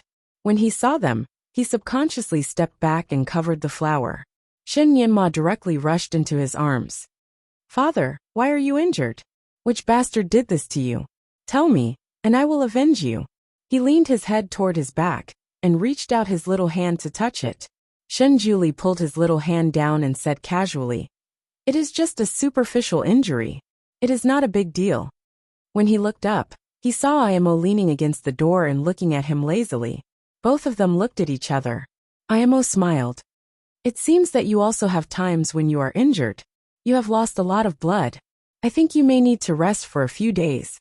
Her words were both concerned and sarcastic. Shen Juli looked at her and did not speak. After all, Shen Nianma was still young. He thought that his mother finally began to care about his father. His little face suddenly showed a smile. "Father, you see, mother also cares about you." The child's smile was too innocent and innocent. Imo paused. She originally wanted to mock Shen Juli a little more, but now she couldn't bring herself to do so. Little Nianma was very sensible. He could feel the cold war between the adults. The child was caught in the middle, so he tried his best to make them reconcile. Shen Juli sighed and rubbed the child's head. "Yes, father is very happy." Amo's gaze fell on the flowers behind him. "Your Excellency treasures these flowers very much." Shen Juli subconsciously covered the flower again. His eyes darkened. "Imo, don't ruin it again. I have a use for it." What is it used for?" It was rare for Imo to be curious. "This you will know in the future." Shen Juli hesitated for a moment. Imo yawned. "Forget it. Actually, I'm not interested in knowing. It's just a flower.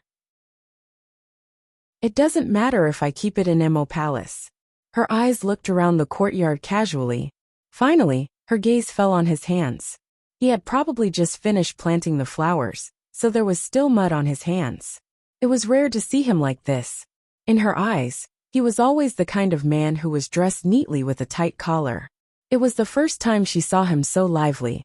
She did not know why, but he had a trace of bleakness, which made her heart inexplicably tight. She did not like this feeling. She tilted her head and looked at him. Slowly she walked over. "Let me see your injury." Chapter 1636. This was the first time she spoke to him in such a caring tone since they reunited. Shenjuli took a step back. No need. Shen Nianma was anxious. He hugged his father's shoulder tightly. Father, let mother take a look at you. Let her take a look. Mother's medical skills are also very good. Why did his father not seize this opportunity to be close to his mother? He was so anxious. Shenjuli had been facing her, so she could not see the wound on his back. Aimo laughed. Are you playing hard to get again? I have been fooled.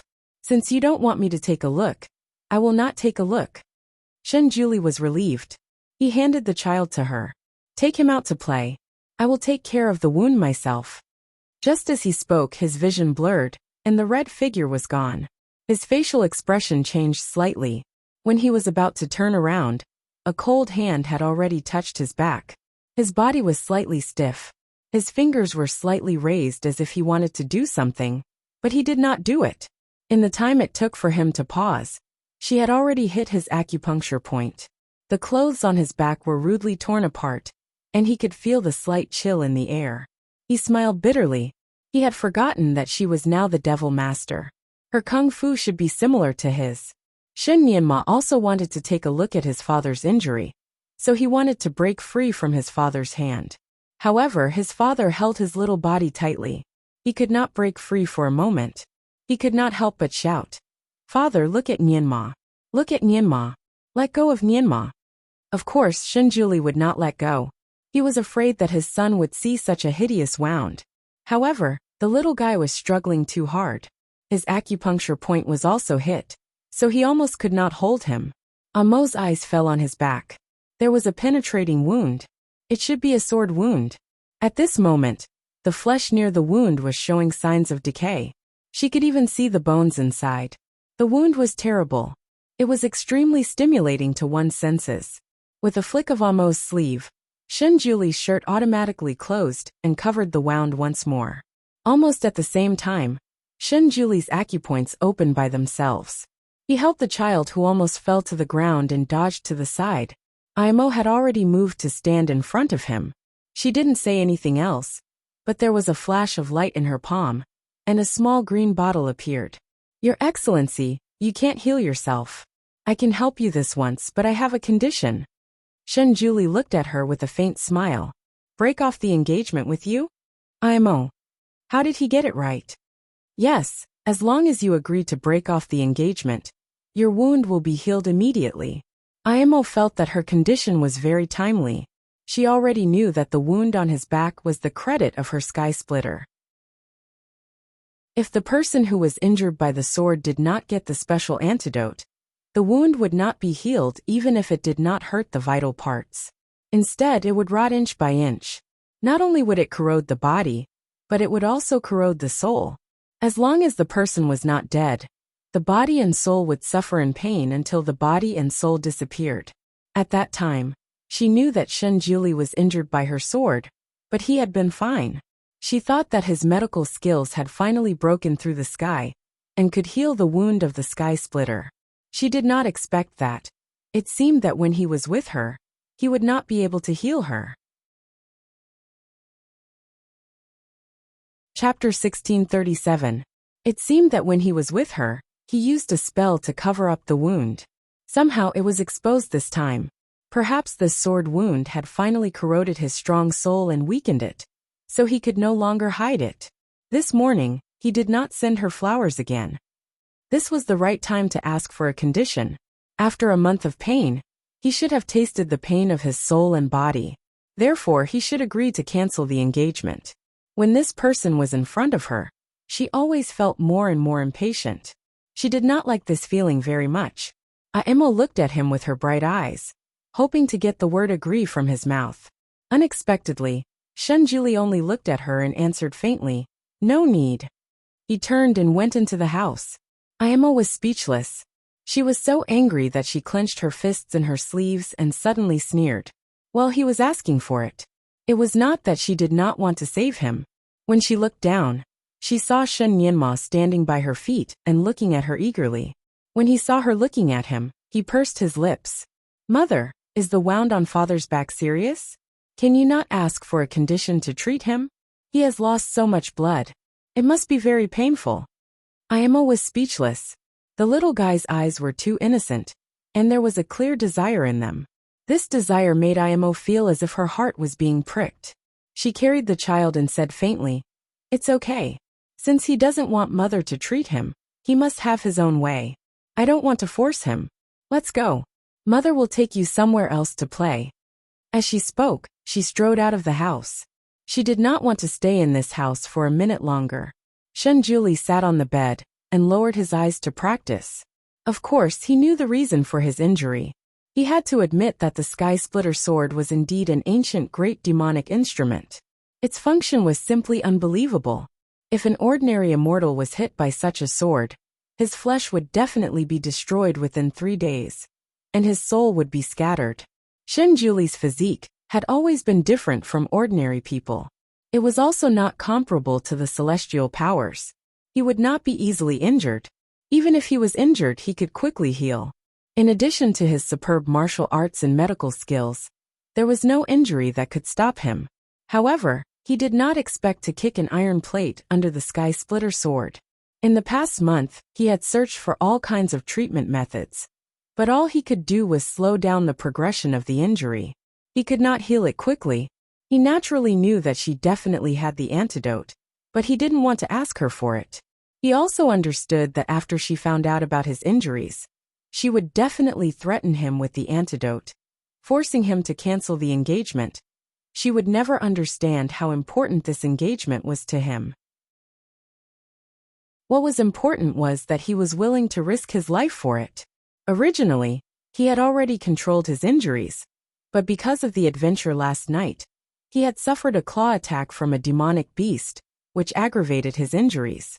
Thus, he temporarily did not have the strength to cover up the sword wound and let the child see it. After meditating for a moment, he opened his eyes and pulled up his sleeves, revealing the wound on his shoulder. This wound was caused by a demonic beast. Although it looked dangerous, it was still within the scope of his treatment. He applied the medicine himself and bandaged himself with one hand. The only thing that gave him a headache was the wound on his back.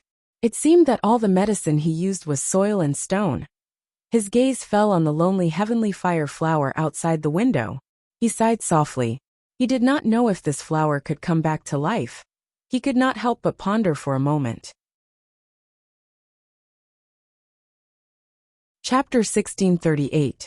As he was pondering, he suddenly sensed something and asked in a low voice, "Who's outside?" Someone had entered his courtyard. He put on his clothes and stood up. A delicate voice came from outside. "Master, I'm Xiang Sao. I've been ordered to serve you." "No need, get out." He loved cleanliness. Other than those two people, he didn't want anyone else to step foot in here. "Young master, the Devil Lord said that since young master is a guest here, you must have someone to serve you." When he heard that young master was injured, the Devil Lord was even more worried. So he sent this servant to serve young master well. The owner of the voice had already walked to the door. However, that was all she could do, because in the next moment, a hurricane suddenly swirled around her, directly sweeping her up and blowing her away. With a bang, she slammed into a tree outside the courtyard, causing her to feel dizzy and almost spit out a mouthful of blood. "Xiang Sao." She staggered and got up. She felt as if all the bones in her body had fallen apart. Every time she moved, they would make cracking sounds. This time she didn't dare to act rashly. It turned out that this cold and delicate guest's kung fu was so shocking. He didn't even show himself, but he had already sent her flying. If she went to provoke him again, she wouldn't have come out in such a state. She could only go back and report to the Devil Lord. Shunjuli sat on the cloud bed. His thin lips were tightly pursed, and there was anger in his eyes. His fingers slowly clenched. He felt as if there was blood boiling in his chest, and he couldn't suppress it. Ever since he was injured, his self-control was slightly weaker than before. He was no longer as carefree as before. Now he had an obsession, he had worries, he had fetters. Naturally, he also had anger when he was offended. She was really trying to challenge his limits. This damned sword wound on the sky regicide not only corroded the soul and body, it also had a poison that made people speechless. When it acted up, not only did it cause pain all over his body, it also stimulated the lust in his body. Originally, he had been suppressing it and was able to endure it as if nothing had happened. Now he couldn't suppress it anymore. While he was enduring the pain, he also had to endure the burning desire. The sky regicide sword was hers. She definitely knew the characteristics of this sword wound, and also knew how he would react. She just had to send a woman to serve him at this time. Did she really want to push him out that badly? She wanted to push him to another woman so badly. The piercing pain on his back came again. He closed his eyes and breathed heavily, silently adjusting his breathing. Imo was sitting in a pavilion in the back garden. She was slightly uneasy as she stared blankly at a cluster of flowers in the distance. The flowers were also red in color. They were canna flowers and were somewhat similar to the heavenly flame flower, but their effects were as different as heaven and earth. Canna was purely ornamental, while skyfire flower was a kind of miraculous medicine. Imo had studied the medicinal properties of this skyfire flower. It had a hallucinogenic effect, similar to poppy, but its medicinal properties were 100 times stronger than poppy. Ever since she knew that the sword wound on Shenjuli's back hadn't healed, she had been thinking about the effects of the heavenly fire flower. But after thinking for a long time, she still couldn't think of any use for his injury. The heavenly fire flower was not among the ingredients used to concoct the antidote to the heaven-destroying sword. So why did he treasure it so much? What was he going to do with it? Mother. Shin Nianma climbed onto her lap and waved his little hand in front of her eyes. Imo came back to his senses and realized that he seemed to have been lost in thought for a long time.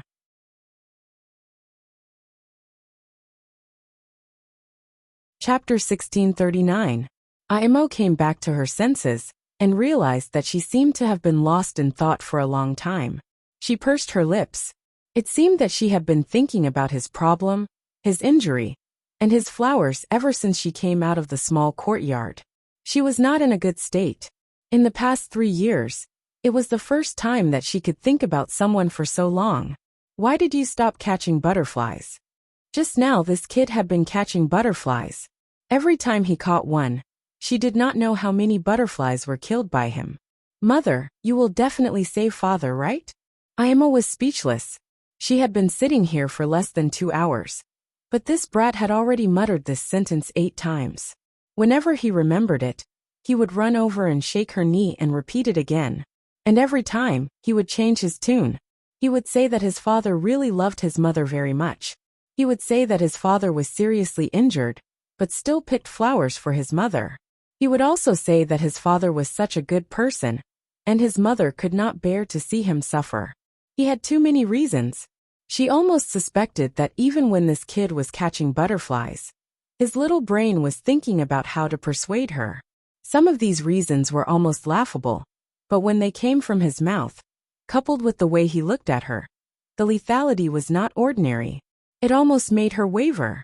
Just like now, Shen Nianma thought of an even better one. Mother, as long as you heal father's injury, I will be very, very obedient. I will not cry anymore, and will not bother you anymore. Imo could not help but sigh. She rubbed his head and said, Mother, didn't you send someone to take care of him? Don't worry, your father will not die. How could such a strong and powerful person die? But father is not willing to be taken care of. Shin Nianma wanted to say more, but a shadow flashed not far away. An enchanting woman came over and bowed at Imo's feet. Devil Master, I am useless. I did not complete the mission given by you. What do you mean? Imo looked at her messy hair and torn dress and asked. She narrowed her eyes and looked at Vanilla. Vanilla was a flirtatious demon.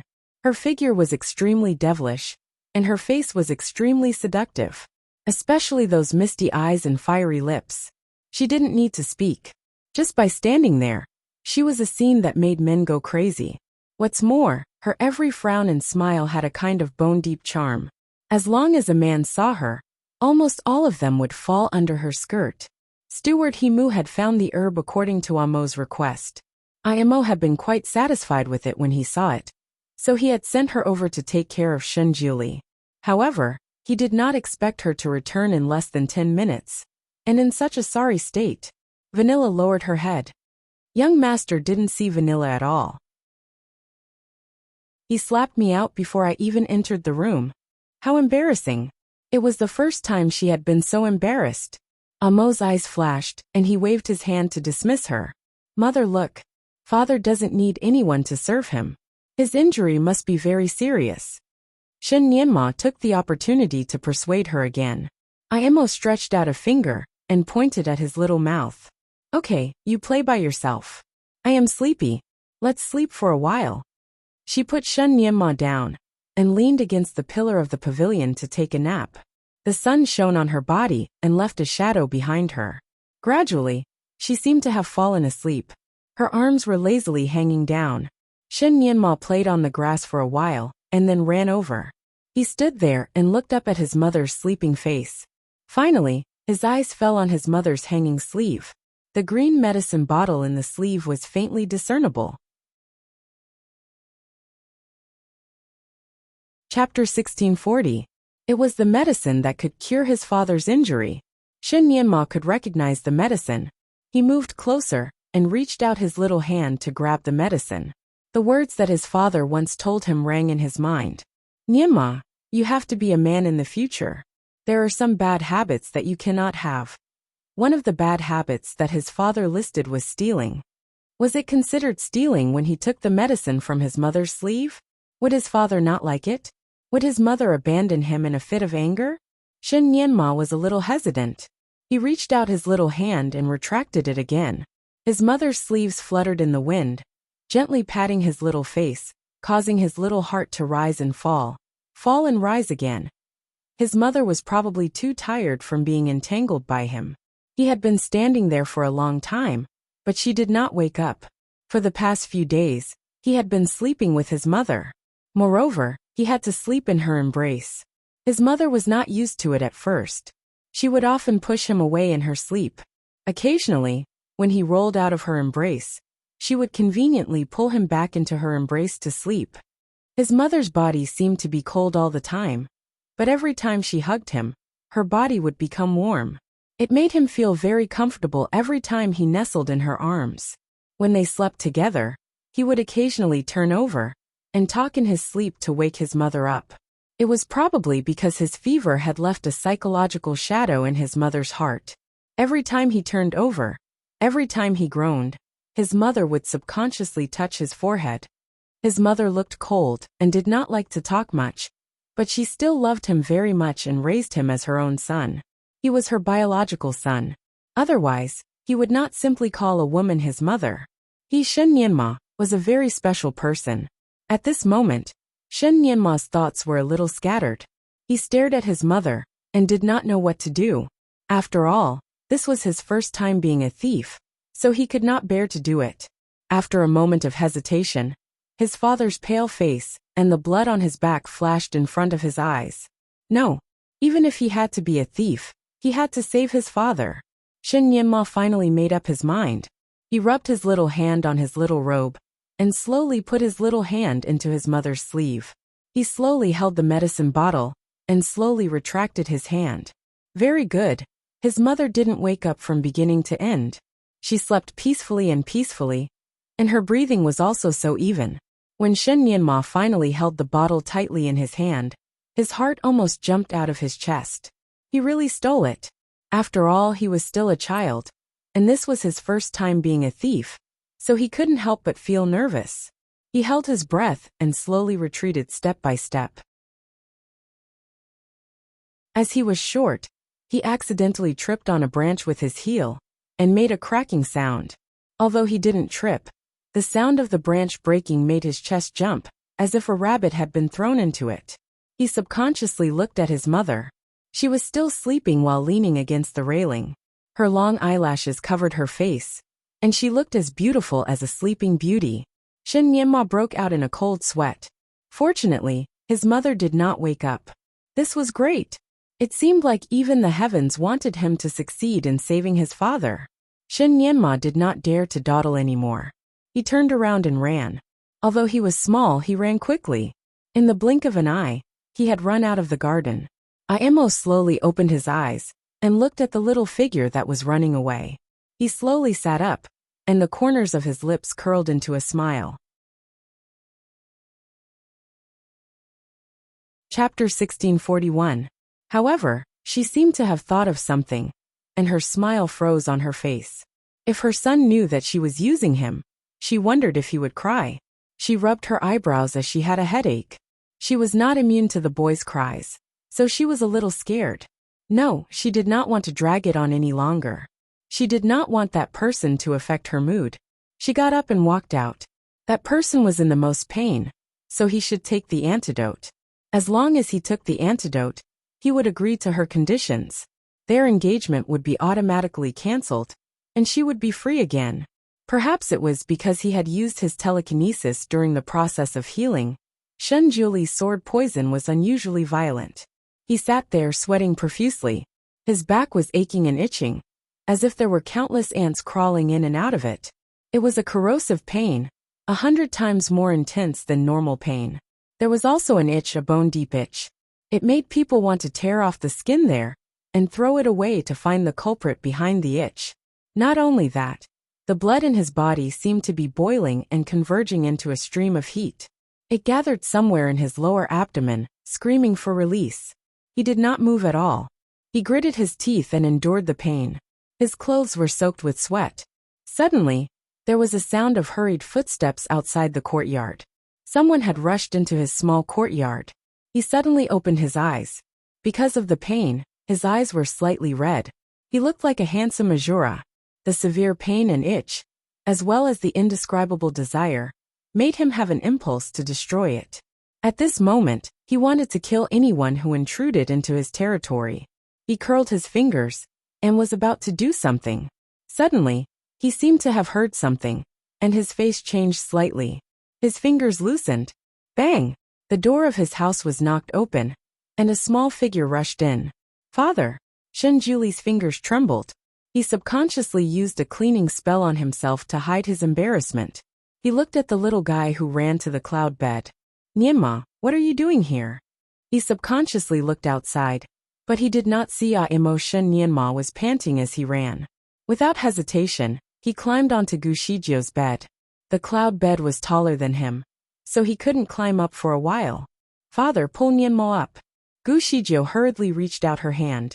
In the end, Shen Juli couldn't bear to see his son working so hard. He pulled him up and held him in his arms. Where's your mother? Mother. Mother is still in the garden.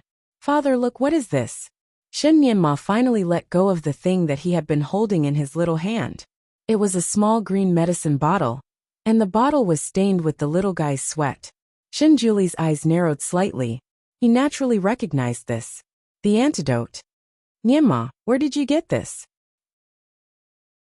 Shen Juli did not take the thing from his son. It's my mother's. She asked me to send it to you. Shen Nienma did not dare to admit that he stole it. Tell me the truth. Shen Juli's voice turned cold. How could the little guy lie to him at such a young age?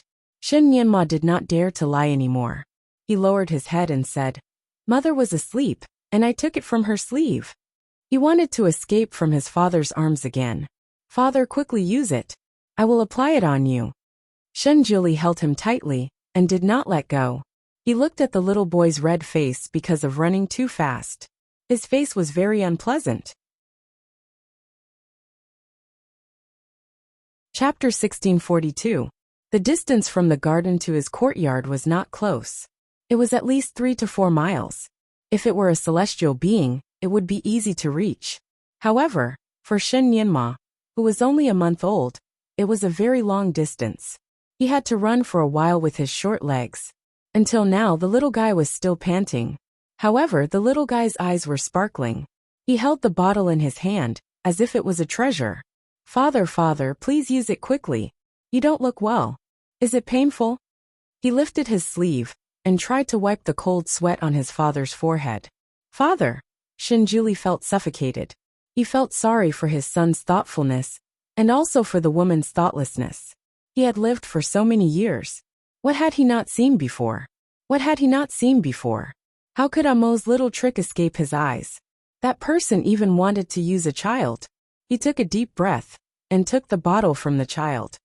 Nianma, how is your recitation of the article on the response of the Tao that I taught you? Shen Nianma's forehead was dripping with sweat. He had forgotten to recite it. He was only concerned about his father today. Shen Julie looked at his guilty little face and put him down on the bed. Good boy.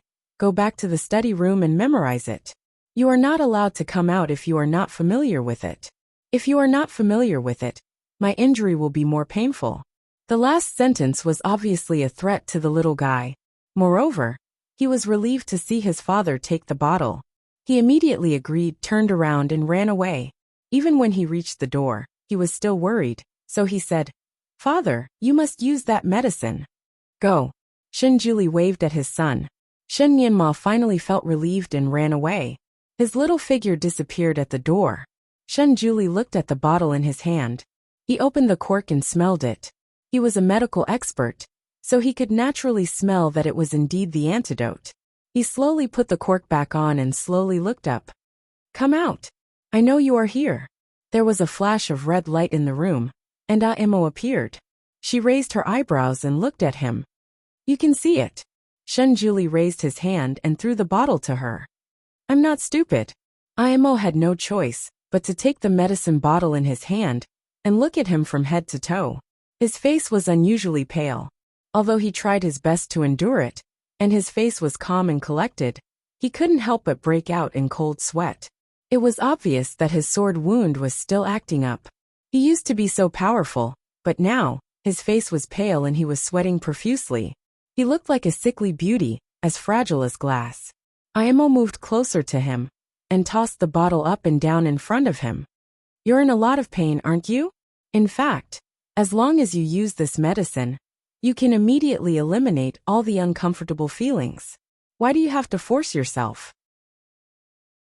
You should know that without the antidote, your sword wounds will flare up more and more violently each time, and you will feel more and more uncomfortable. Nianma is worried about you, and I don't want the child to be worried about you. So I let him steal the medicine and send it to you. Her voice was full of temptation, like Satan who was trying to lure Eve to eat the forbidden fruit. Her eyes fell on his lower body again. He was sitting there, and there was a strange shape on his robe. She smiled. Why do you have to endure it? You just have to give up. Before she could finish her sentence, a hand suddenly reached in front of her and grabbed her collar. Chapter 1643. In the next moment, there was a blur in front of her eyes as her entire body flew up and fell into his arms. His movements were too fast, so fast that Imo didn't even have time to react. Or perhaps she didn't even think that he would do this. By the time she reacted, she was already in his warm embrace. She was shocked and angry as she raised both her arms and slapped his chest. He actually dared to take advantage of her. With her current martial arts, no one could take advantage of her. She had used all of her strength when she raised her palms. If Shen Julie was hit by her, she was afraid that he would immediately fly out of the courtyard. But she had clearly underestimated Shen Julie's martial arts. As soon as her palms moved, they were caught by him. Taking advantage of the momentum, he locked them above her head, and then flipped her over to press her down. His body was burning hot, but her body was slightly cold.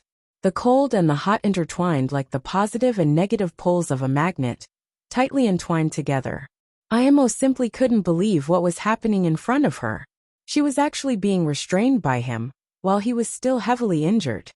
She subconsciously wanted to use her magic, but as soon as her body moved, she was firmly pressed down by him. There was an inexplicable power in his body that enveloped her entire body, making it impossible for her to use her magic. Her hands were being restrained, so she steeled her heart and wanted to raise her leg to kick.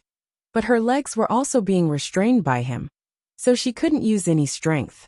His hot body pressed down on her body, making her heart beat wildly. His arms were tightly wrapped around her, and there was a faint red light in his eyes. Actually, there is another kind of antidote. He reached out his finger and pressed it against her soft lips. Shuama. Do you want to know what the other kind of antidote is? Shuama. He no longer called her Imo, but Shuama. This name seemed to have been lost for a long time. When he called out this name, It seemed to have a burning pain, making Amo's eyes suddenly turn dark. Shenjuli, this lord is not. She subconsciously wanted to deny this name, as if this name was a scourge that wanted to drag her into the abyss. However, before she could finish her explanation, his lips had already pressed down on hers. His fiery lips invaded her slightly cold lips. She suddenly widened her eyes and fiercely wanted to bite him, but his kiss was very skillful. She couldn't bite him at all. Instead, his lips and tongue invaded her mouth even more fiercely. His kiss was filled with a kind of violence and passion that she hadn't felt in a long time. It was as if he wanted to swallow her whole, making her almost unable to breathe. When Shenjuli first kissed her like this, it was actually more of a punishment than anything else. But once he hugged this body that he had been longing for day and night, his longing overwhelmed him and drowned him.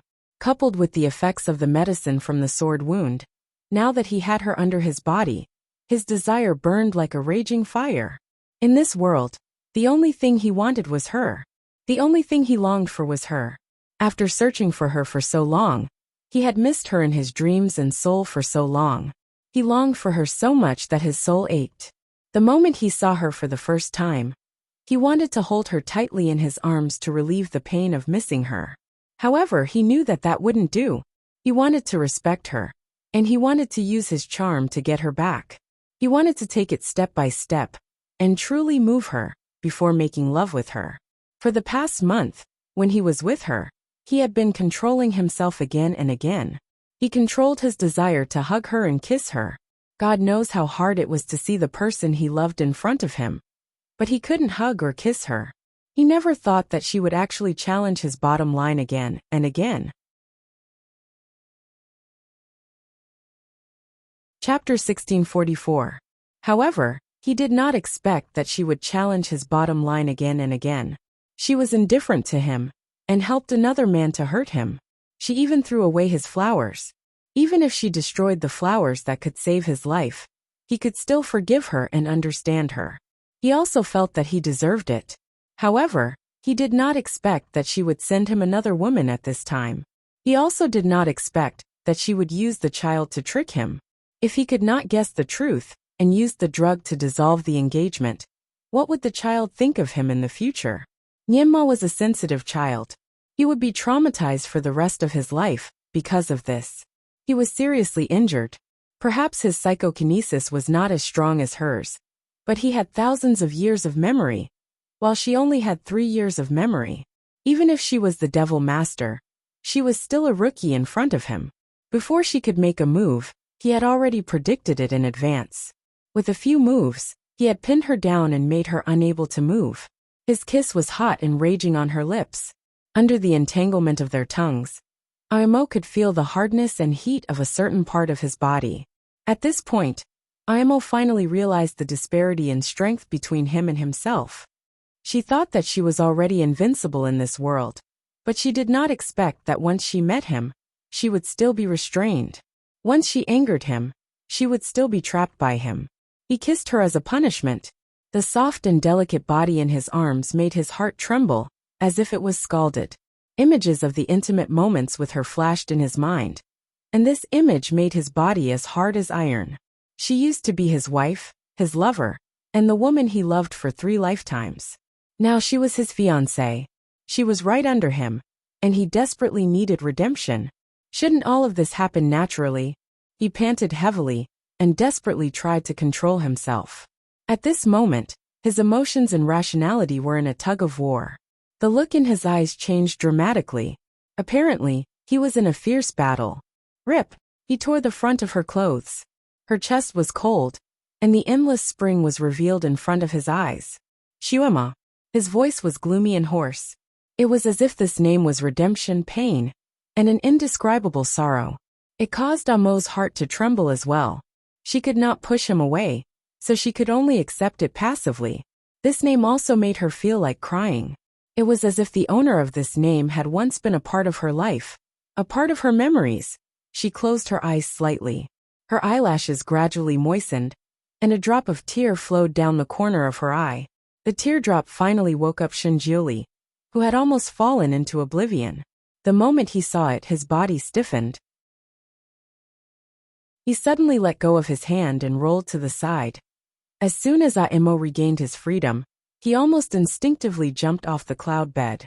Her mind was buzzing. She stood there and looked at her messy clothes. She couldn't help but feel ashamed and angry.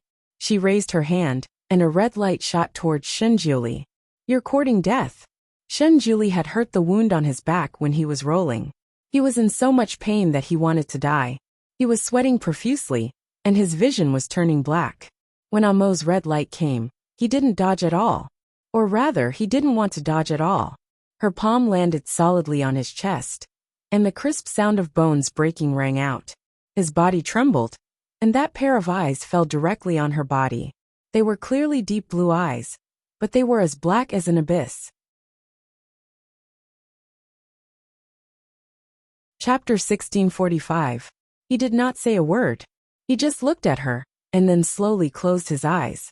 After Aimo hit him, she did not expect to hit him. She stood there in a daze. The way he looked at her made her heart sink. There seemed to be an inexplicable string in the depths of her heart. There was a suffocating pain in her heart. She wanted to turn around and leave after hitting him, but her feet seemed to be tied by something. She could not move for a while. "Shenjiuli, this is a lesson for taking advantage of me." Her voice was full of hatred. He did not move. "Shenjiuli, if it were not for Nianma, I would have killed you immediately." He still did not move. "Shenjiuli, don't play dead. Let me tell you, it is useless to play dead. I will not fall for it." He closed his eyes and lay on the cloud bed without moving. There was blood at the corner of his lips. It was bright red. Who would be hurt by the sight? Amo's eyes darkened. She took a light breath and suddenly turned around to leave. She quickly walked out of the house where she almost lost her virginity. This person dared to take advantage of her. Even if she really killed him, he deserved it. He deserved to die. He deserved to die. He deserved to die. This sentence kept popping up in her mind, and her domineering aura leaked out. However, her footsteps were getting slower and slower. She did not know why, but when she thought of the words "he is dead," her heart felt like it was being stabbed by a knife. It was as if these words had hurt her and made her live a life worse than death. When she reached the door of the courtyard, she finally stopped. It was as if there was a lead ball tied to her feet. She could not move anymore. The wound on his back, the blood at the corner of his lips, and his eyes that were as deep as the abyss. She could not help but clench her fists tightly. If he really died here. Just when she thought of this, she seemed to have noticed something. She looked up and narrowed her eyes slightly.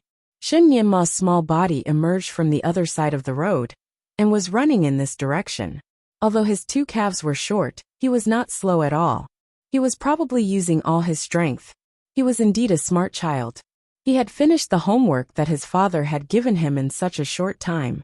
He had memorized the article on the response of the Tao by heart. He had come here to show off to his father and take a look at his father's injuries to see if he had recovered. Just as he ran to the door, a red figure suddenly blocked his way. He was shocked and couldn't stop in time, so he crashed into the arms of the red-clothed man. He shook his head and looked up in confusion. Then he shrunk back. "Mother." He felt a little guilty. Aimo looked down at him, her face expressionless. "Little brat, why are you running?" "Mother, Nianma is here to see father." After he finished his sentence, he was a little surprised. "Mother, why are you here?" He suddenly thought of something and his eyes lit up. "Mother, you're also worried about father, so you came to see him, right? You're willing to treat him?" His eyes were full of pure joy. His little face smiled like a flower, which made Amo's heart ache again. She took a light breath and patted Nianma's head. "Well, I have to see your father and treat him. I can't disturb you. You go play in the garden first. I will find you later." "Okay." Shin Nianma did not suspect anything. He pulled Amo's sleeve again. "Mother, you must treat father. Father will be very happy." Chapter 1646. Don't be long-winded. Go. Shin Nianma was afraid that his mother would regret, so he turned and ran away. He ran faster than he came. Aimo stood at the door of the courtyard and watched him run away. She was slightly relieved. Fortunately, The child did not see it. Forget it. For the sake of the child, she would save him this time. She would talk about breaking off the engagement later. She finally found a reason to save him. She turned and ran back. Shenjuli was still unconscious and did not move. Ayamo went forward to check his injuries. Her heart skipped a beat. Thanks to her palm strike, 4 of his ribs were broken, and one of them had almost pierced his heart. The sword wound on his back showed signs of enlargement. It looked even more ferocious. In addition to these 2 places, there were some scars on his body. There were claw marks, teeth wounds, burns. All kinds of injuries were stacked on his body. It was a frightening sight. Wasn't this person extremely powerful? How could he have so many injuries? She remembered that there were no scars on his body. His skin was flawless like jade. Her fingers that were checking on him suddenly paused. No, she did not want to remember him. She should not remember anything about him. She did not want to remember. A red light flashed in Amo's palm.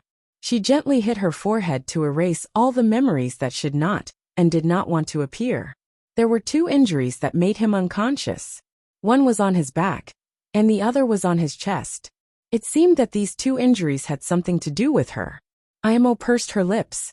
She tore open his robe and fixed the broken ribs on his chest. She was very skilled in the way she fixed the ribs. She was so familiar with it that even she was stunned. She knew that it must be a skill that she learned 3 years ago, before she went through the ordeal. She was too lazy to think about it. She was the Devil Master. Although she did not have the memory of her previous life, she knew that she had lived for more than 10,000 years. She did not know how many things she had experienced in these 10,000 years. Her life before the ordeal was at most a few decades. Compared to her life of tens of thousands of years, a few decades was just a drop in the ocean.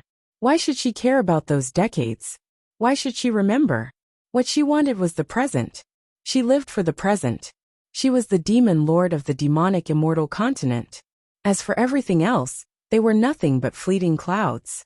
The powerful surgeon's bone-setting technique, coupled with her special treatment method as the Devil Master, had healed his chest.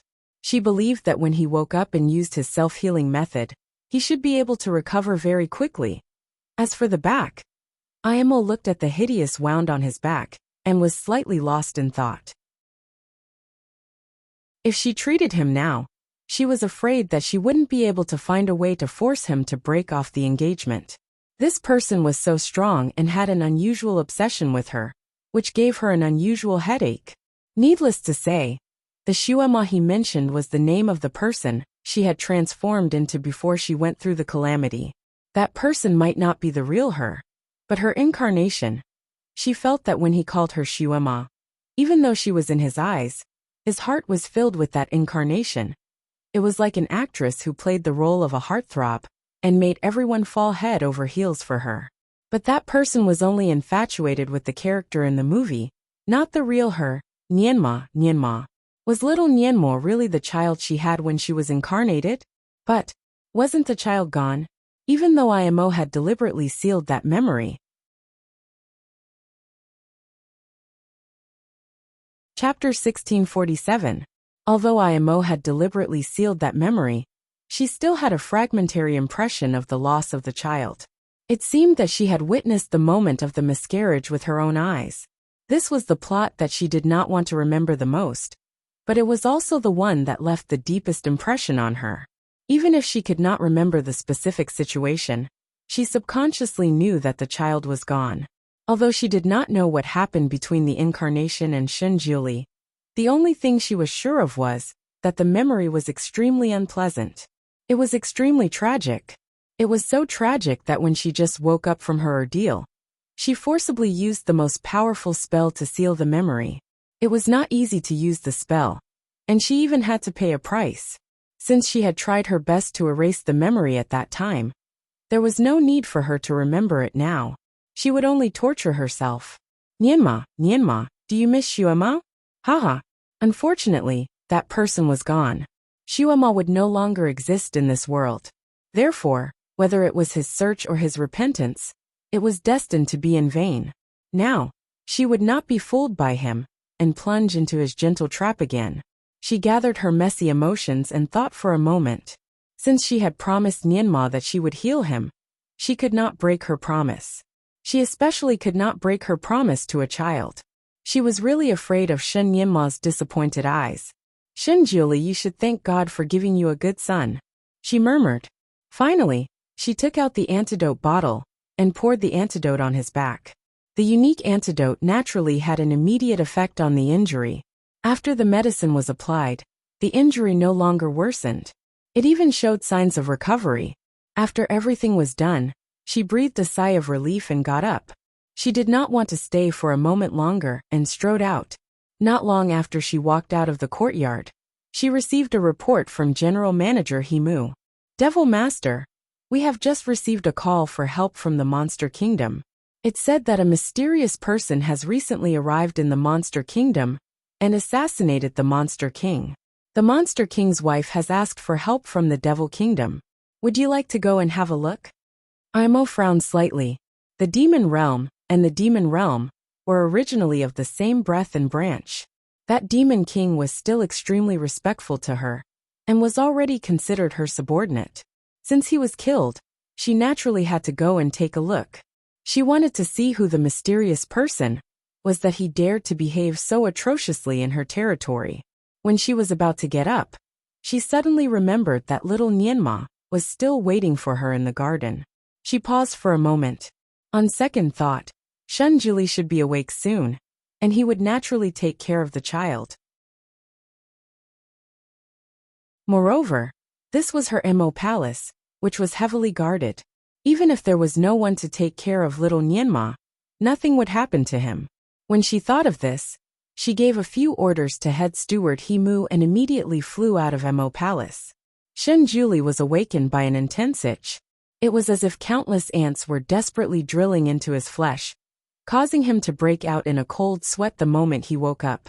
In his daze, he subconsciously wanted to scratch, but fortunately, his willpower was extremely strong. He woke up in time and controlled his hand. When he opened his eyes, the first thing he saw was the wound on his chest.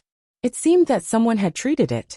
Before he fainted, he naturally understood the situation of the wound on his chest. Now he could feel that his wound had been healed, and the broken bones were neatly connected. Chapter 1648. His heart skipped a beat. He placed his hand on his chest and closed his eyes, as if he was sensing something. After a while, he opened his eyes and a light flashed across his eyes. It was her. She had taken care of it for him. It seemed like she still regretted her actions after slapping him, so she decided to treat him again. It seemed that she was not completely heartless towards him.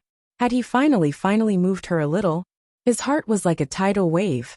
He took a light breath and could not help but look around. The room was very quiet. The afterglow of the setting sun shone on the window lattice. It was slightly red and warm. The itch on his back was getting worse. He could no longer ignore it. He gritted his teeth and conjured a water mirror. The water mirror reflected his entire back and the wound. Then he was stunned. The wound was showing signs of healing. It did not look so hideous anymore. Was this heart-piercing itch a sign that it was healing quickly? However, the itch was so bad that it did not feel like it was healing. His heart skipped a beat. He reached out and touched the wound. Then he took a sniff. There was a faint smell of the antidote. Did she use the antidote for him? She did not add any conditions. Shen Jiuli's eyes were already sparkling. He even forgot about the strange itch on his back. He slowly got up and smiled with his hand on his forehead. He had clearly just been beaten up, and it wasn't a light one at that, but it was as if a bright day had finally come. He stood up. After being tossed around for so long, his body was still a little weak. When he stood up, his body actually swayed a little. He held onto the corner of the table with one hand and waited for the sudden dizziness to pass. Fortunately, the dizziness came and went quickly. After the dizziness disappeared, he realized that the itch on his back seemed to have lessened. Although it was still itchy, it was tolerable. This was already much better than before. He really wanted to see her. He guessed that she would still not give him a good look. But so what? After all, he was one step closer to her, wasn't he? The one thing he did not lack in his life was patience. He had the patience to wait for her. Wait for her to really change her mind. When he returned to this world, he didn't want to be a god anymore. He just wanted to stay by her side and live a peaceful life. No matter if she was Shui Emo, Ning Shuema, or the current Imo, the one he loved was always her. There had never been anyone else. He and she seemed to lack a bit of fate, and he couldn't predict the final outcome of the two of them. He didn't want to calculate anymore. He was a god, and no one in this world could really interfere with him. He believed that with his own strength, even if he had to fight, he would fight for fate. When she was Ning Shuema and Shui Emo, she loved him. Even if she became Emo and lost all her memories, she would still fall in love with him again. Only then would this love of 3 lifetimes be complete. Shuema Emo. He chewed on the 2 names, and a smile appeared on his lips. Recently, when this name flashed through his heart, it was often mixed with pain. At this moment, it also brought warmth. That warmth seemed to be ironed into his heart layer by layer. He closed his eyes and slightly adjusted his breathing. Perhaps it was because he had been tormented by that sword wound for too long. Now that he relaxed, he was especially tired. His body was extremely tired, but his mind was relaxed. Right now, she was probably in a state where she couldn't let go of her embarrassment and anger. It was better for him not to look for her, in case she felt embarrassed, and said a few more unpleasant words to him. Chapter 1649. Gu Shijie was probably in a state of anger and embarrassment. It was better for him not to look for her. He did not want her to embarrass herself and say something unpleasant to him. It was better for him to take a break and recover his energy. It would not be too late to see her the next day. Tomorrow, he should give her another kind of flower tomorrow. That kind of flower could only be found at night, and the guardian beast guarding the flower was particularly difficult to deal with. Therefore he had to rest well. He fell into a deep sleep. Ever since he was injured by the Zhutian sword, he had not had a good night's sleep. Now he could finally have a good night's sleep. He closed his eyes for a moment and went straight to hell. He originally planned to sleep for 2 hours, but he did not expect to have such a good sleep. When he woke up, it was already midnight. He hurriedly got up and walked out of the door. He looked at the stars outside and calculated the time. It was already early in the morning. After resting for a long time, he felt much better. The itchy feeling on his back had almost disappeared. If he did not pay attention, he would not be able to feel it. He looked at the flower in the courtyard again. It was indeed a very strong flower. In just half a day, it had already stretched out its branches and leaves. The slender and elegant flower swayed gently in the night wind, as if it was nodding to him in thanks. He breathed a sigh of relief and walked out of the courtyard. After thinking for a while, he waved his sleeve and covered the courtyard with a wizardry barrier. With this wizardry barrier, no one else could enter. Of course, the birds could not enter either. His precious flower, which he had painstakingly raised, would not be poisoned again. He stood outside Amo's bedroom. It was quiet as usual. She must have fallen asleep with little Nianma in her arms. Speaking of which, he was a little envious of little Nianma. He could lie in her arms and ask for comfort, hugs, and even received countless kisses from her. Unlike him, he could not control himself and kissed her once. He even got slapped by her. In fact, in the past month, he often did not sleep in the middle of the night like today. He stood in her courtyard for most of the night. Who was it that stood in the middle of the night? That was probably the true portrayal of him, right? Although he couldn't hold her or touch her during those days, as long as he thought of her resting with his son in the palace, he would feel a sense of security in his heart. It was no longer as empty and terrifying as it was when he was busy running around the heavenly gift continent a month ago. He looked at the sleeping quarters with a calm gaze. Starlight flickered in his eyes, outlining his white robe, making his figure look exceptionally tall and steady. Shuema, no matter what, I will never let you go again. Please don't push me away again, or at least push me gently. The mother and daughter always breathed very lightly when they slept, and she was used to setting up a boundary outside her bedroom. So even if he was outside her palace, he couldn't hear their breathing. It was the same this time. Her palace was quiet, and there was no movement. He stood outside the palace for a moment before flying away. He had to hurry up and pluck the flowers, or it would be too late. The demon palace had always been known for its extravagance. However, no matter how luxurious the palace was, it was no longer as luxurious as it used to be. Blood and corpses were everywhere, indicating that there had just been a massacre. When Aimo arrived outside the palace, this was the scene he saw. There were broken limbs and broken bodies everywhere, and blood was everywhere. The scene made Aimo's pupils shrink slightly.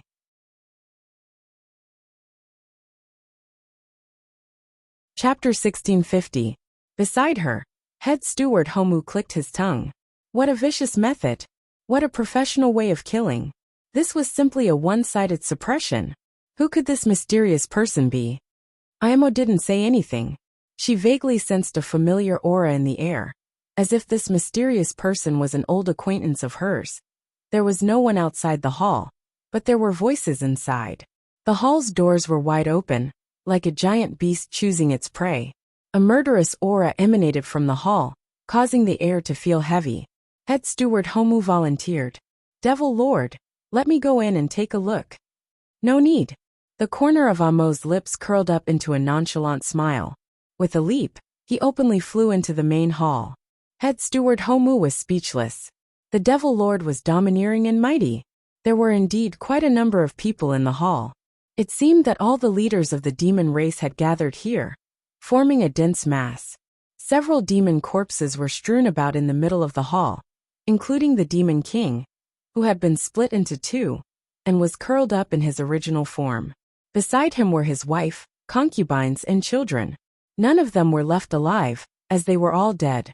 Of course, around them were the corpses of more than 10 demon generals. These were the Demon King's loyal subordinates, who had sacrificed their last drop of blood to protect their master. As for the others, they were kneeling in the dust, bowing their heads to a man sitting on the main seat in the hall. The air was filled with the sweet smell of blood. The man sitting on the main seat was dressed in red, as if he had been dyed in blood. He had elegant features, and there was even a trace of a refined smile on his lips. He lazily looked at the people kneeling before him. Who is your king now? His voice was as magnetic as a cello, pleasant to the ear. Who would have thought that the owner of this voice was a demon who killed people like cutting grass?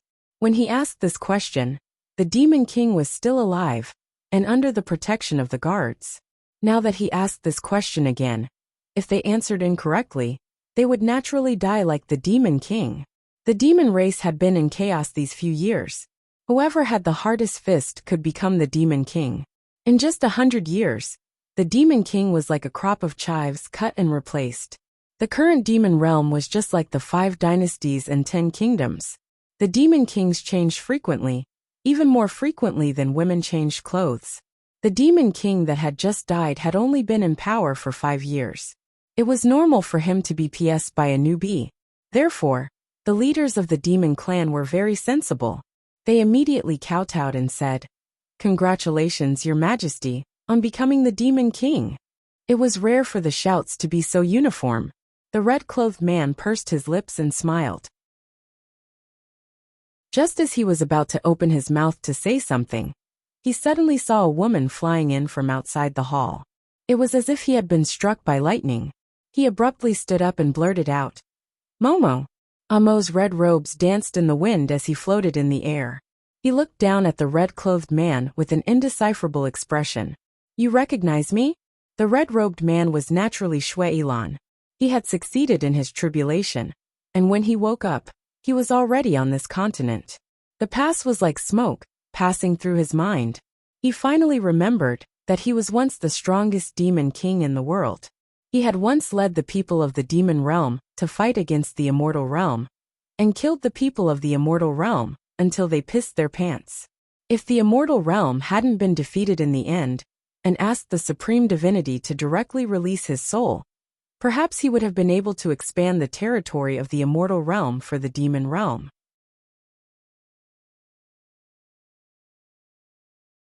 Chapter 1651. He sat at the place where he was reborn, and felt like a lifetime had passed. He sat in the same place for 4 hours before he could sort out his thoughts. Supreme Divinity! Supreme Divinity! When he fought with the Supreme Divinity, he didn't even see her face. He didn't even hear her voice before she died under his sword. Now that he thought about it, he really couldn't accept it. The supreme divinity was the ruler of heaven and earth. She usually didn't meddle in other people's business. She didn't know why she attacked him that time. She really gave him face. After he was reborn, he naturally didn't want to be muddle-headed anymore. First, he tried every possible way to find out about the supreme divinity's whereabouts. Only then did he know that she had immortalized tens of thousands of years ago. Now, the ruler of this continent was a devil master called Imo. Shuailan naturally knew about this devil master.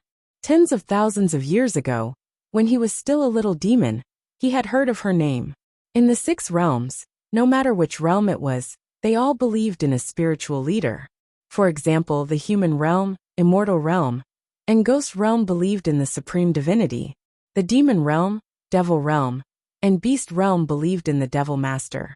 The supreme divinity was an ancient god, so the devil master was naturally an ancient devil. These two wouldn't appear once in a few hundred years. They couldn't be more mysterious. Although Shuailan had heard of the devil master, he had never seen her before. He only vaguely heard that she was a little girl who didn't grow up. Her name had the word Emo in it, but he didn't know anything else. Now that he was reborn and heard about this devil master, he had a strange feeling in his heart. He had a trace of suspicion about this devil master's identity. He really wanted to see this devil master. But the place where the devil master lived was not a place where he, who had no identity, could go. Besides, if the devil master was really the person he suspected, he also didn't want to see her without any status. Therefore, he thought about it and decided to enter the demon realm. The demon realm used to be his old territory. Although the demons here were no longer his subordinates, and the demon realm had changed, he was still familiar with this place and the laws of the demon race. After his rebirth, not only did he regain his memories as the Monster King, but he also regained his kung fu. If he wanted to regain his position as the Monster King, he could only choose one path: kill. Just like the Monkey King of a group of monkeys. If a new monkey wanted to replace the old Monkey King, it would have to go through a bloody battle. Of course, the struggle for the throne of the demon race was much more complicated and troublesome than the struggle for the Monkey King. However, he couldn't stop himself from understanding the laws of the demon race. Whether it was sowing dissension or taking drastic measures to deal with the situation, he first used a series of methods in secret to make the original Demon King disloyal and disloyal. He also cultivated a group of followers for himself. When the time was right, he brought people in and caught the original Demon King off guard. Strength was the most important thing in the demon realm. As a Demon King, he naturally had some skills. According to the laws of the Yao clan, in order to take over the position of Yao King, one had to oust the original Yao King. Shuailan naturally wanted to fight the Yao King alone. Unfortunately, Shuailan's kung fu was too strong. The original Demon King wasn't his opponent at all and died under his sword. There was an unwritten rule in the demon realm. Once a new Demon King took over the position of Yao King, the first thing he had to do was to kill the original Demon King's family. To cut the grass, one had to remove the roots. This was also the law of the demon realm. Therefore, the original Demon King's family and the Demon King became ghosts under Shuailan's sword. Shuailan's kung fu and methods shocked all the generals of the demon race. The original Demon King's kung fu was so high that he couldn't even last 10 moves under his sword.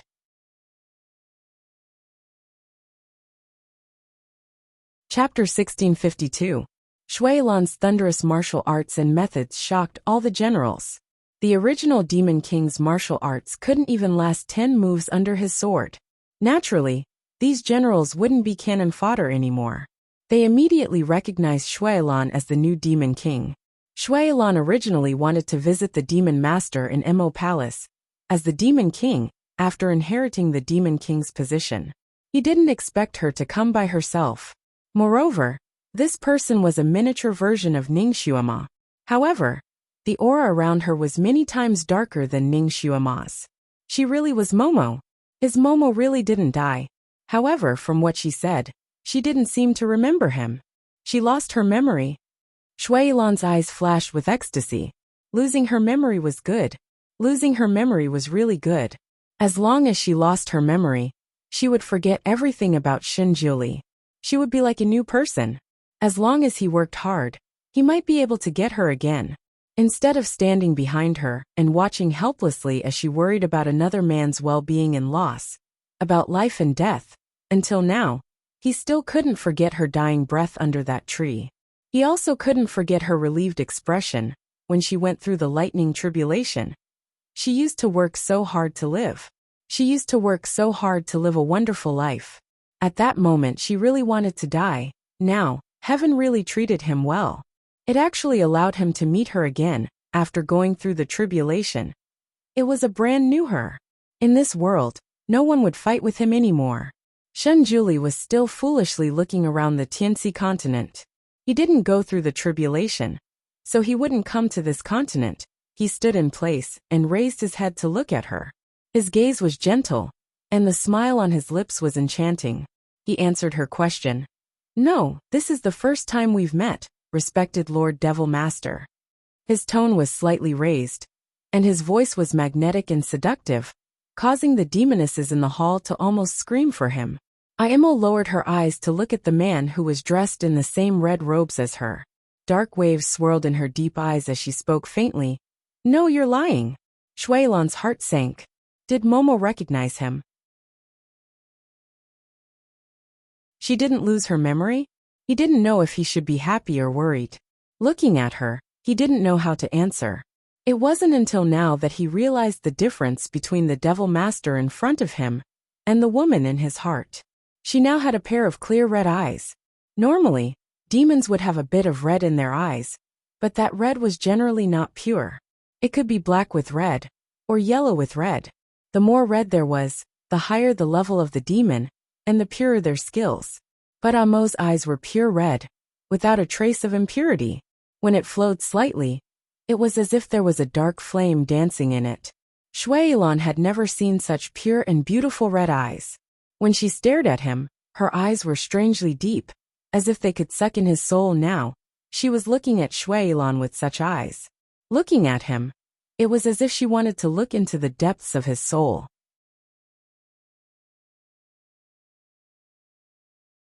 Chapter 1653. Her tone was calm, but it gave people a soul-stirring feeling. It doesn't matter if you've known this lord before.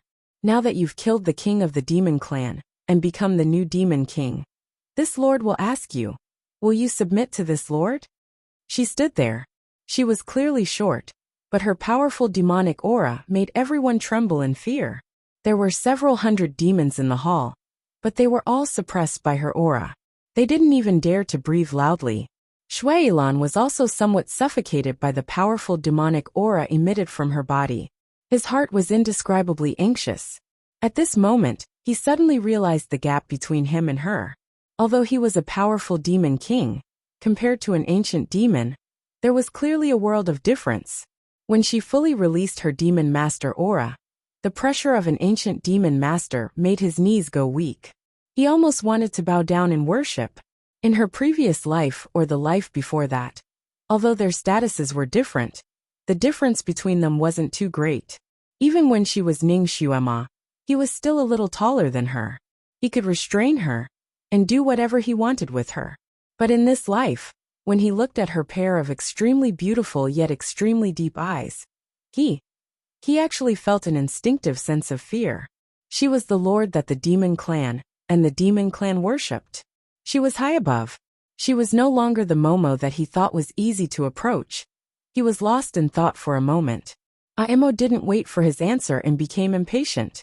She slightly curled her fingers and her eyes became deeper. "What? You don't want to submit?" Her voice was almost cold. That powerful pressure caused all the demons in the hall to kneel down, trembling as they knelt there. Shuilan. He silently swallowed the blood in his throat and finally knelt down. "Of course I submit, my demon master." Imo finally smiled.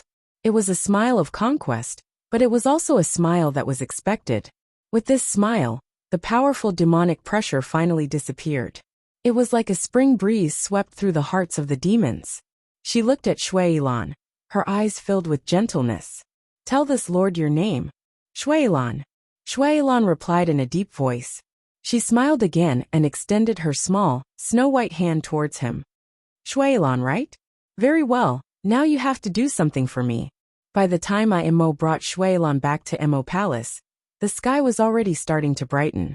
In the distance, the sky was showing the color of a duck's egg. The first rays of dawn had yet to fall, but the darkness was about to recede. Imo was in a good mood, and she believed that her mood would be even better tomorrow. She was most afraid of trouble and procrastination. She liked to do things in a straightforward manner. As long as she passed tomorrow, she believed that everything that was bothering her would end, and she would return to the right path. Shuailan, who was beside her, had an indescribable expression on her face ever since she found out about her plan. It was hard to tell whether she was crying or laughing. Imo waved his hand at his loyal subordinate, Head Steward Himu. All right, you can go and prepare. Then, she looked at Shuailan and said in a gentle voice, You go and prepare too. Shuailan. Manager Himu had always been obedient to her. After bowing to Imo, he left with Shuailan, who had an unfathomable expression on his face. Imo slowly returned to her own palace. The palace was as quiet as usual. She subconsciously looked at the bed. The bedding was neat and tidy, but there was no trace of Shen Nianma.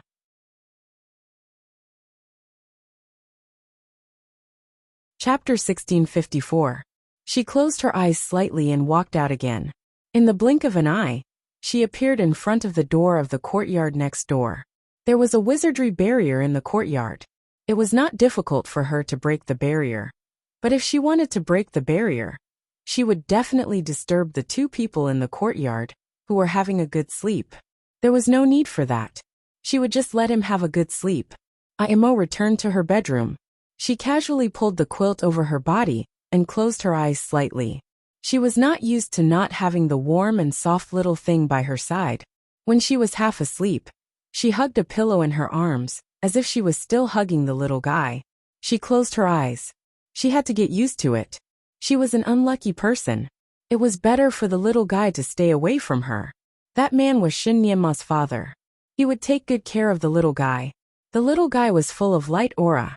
It was not suitable to stay by her side in the dark. She had been free for 3 years. She should not be tied down by anything. If he did not get close, he would not care. If he did not care, he would not be tied down. If he was not tied down, he would not be hurt. Recently, that person had messed up her mood from time to time. Now it could finally end happily. That person seemed to be enduring the humiliation by her side. But in fact, he was extremely proud. When everything was revealed in front of him tomorrow, would he give up and leave? Would he? She closed her eyes slightly and thought of everything that would happen after dawn. She felt happy, but also faintly twisted in her heart.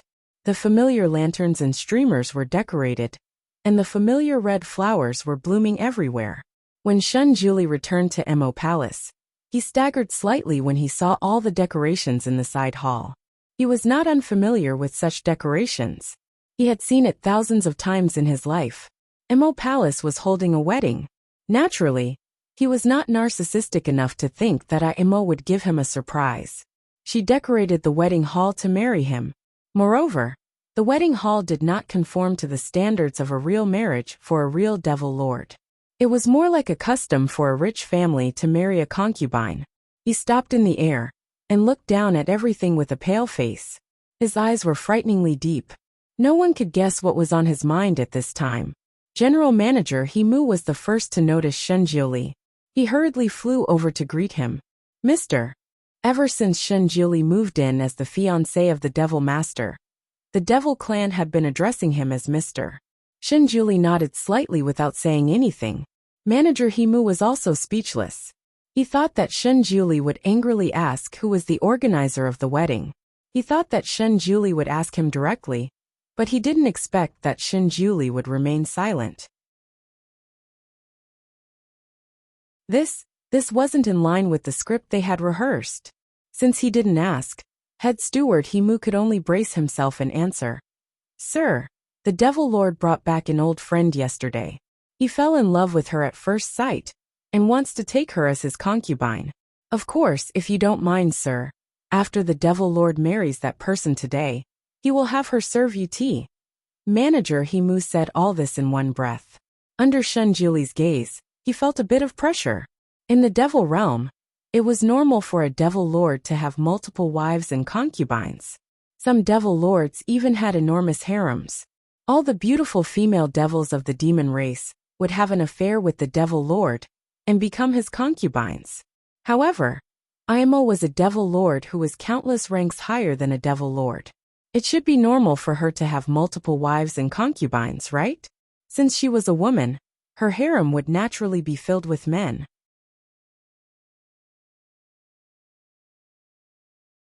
Chapter 1655. Manager Himu felt that it was normal for the Devil Master to take in a concubine, not to mention that this was just a show. Head Steward Himu tried his best to make himself look calm and puff out his chest a little, so as to make this play seem more real. Manager Himu didn't dare to look directly at Shenjuli. This person's aura was too strong, making even a demon like him, who had been on the battlefield for a long time, feel anxious. He was waiting for Shenjuli to ask the name of that concubine, so that he could say it openly. However, he didn't expect that Shenjuli would look down on him, giving Manager Himu the illusion that he was being looked down on by a god. His body couldn't help but stiffen, and Shenjuli's next words made him stiffen even more. Shenjuli only spat out 3 words. Shuailan. How did you know? Manager Himu blurted out. He was too shocked. The demon race could be said to have a network of information spread throughout the 6 realms. No matter what happened in any realm, the demon realm would always be the first to receive the news. He could only blame himself for Shuailan's plan to counterattack in the demon realm, this time being too meticulous. Before the coup was launched, no one had noticed, and no one had even known of his existence. Manager Himu had only learned the name Shuailan last night. How did this person know so quickly? This didn't make sense. Shenjuli didn't waste any more words with him. He only asked, "Where is she?" Manager Himu subconsciously replied, "In the main hall." Shenjuli's figure turned and disappeared. Manager Himu stood there with his mouth slightly agape, unable to react for a moment. Shenjuli's reaction was far beyond his expectations, so he didn't know whether he had succeeded or not. A moment after Shenjuli left, Manager Himu suddenly reacted. That's not right. This mister didn't fly out from the depths of Emo Palace, but flew in from outside. In other words, he didn't return last night? Emo Palace's main hall was decorated in a jubilant style. However, if one looked carefully, the main color here wasn't bright red, but more towards pink. Even Shuailan's robes leaned towards pink. Shuailan was extremely beautiful. At this moment, he didn't look frightening in his pink robes. Instead, it made his handsome face look rosy, giving him a different kind of beauty. Shuailan's to look like this. He mused to mention to say, "Emo, do you have to do it like this?" Emo was still wearing her red dress. She looked at him and asked coldly, "Are you going back on your word?" Shuailan felt a chill in his heart, and the smile on his face was somewhat stiff. "This? I don't regret it. I just feel. God, why did it feel weird for him to wear such a pink robe and sit here?" To Julie, Shuailan never thought that he would have a day like this. Last night, when Shuailan proposed this condition to him, being struck by lightning wasn't enough to describe his feelings. Although this concubine wasn't really a concubine, and was just a show for others to see, as a supporting character, Shuailan still felt like his 3 views had been ruined. However, when the Devil Masters might press down on him, he had no choice but to agree. Moreover, the Devil Master had promised him very generous conditions. As long as he successfully cooperated with her to complete this show and achieve the effect she wanted, she would allocate a large piece of land to the demonic beasts. She even said that she would give him 2 extremely beautiful demonic girls after the deed was done.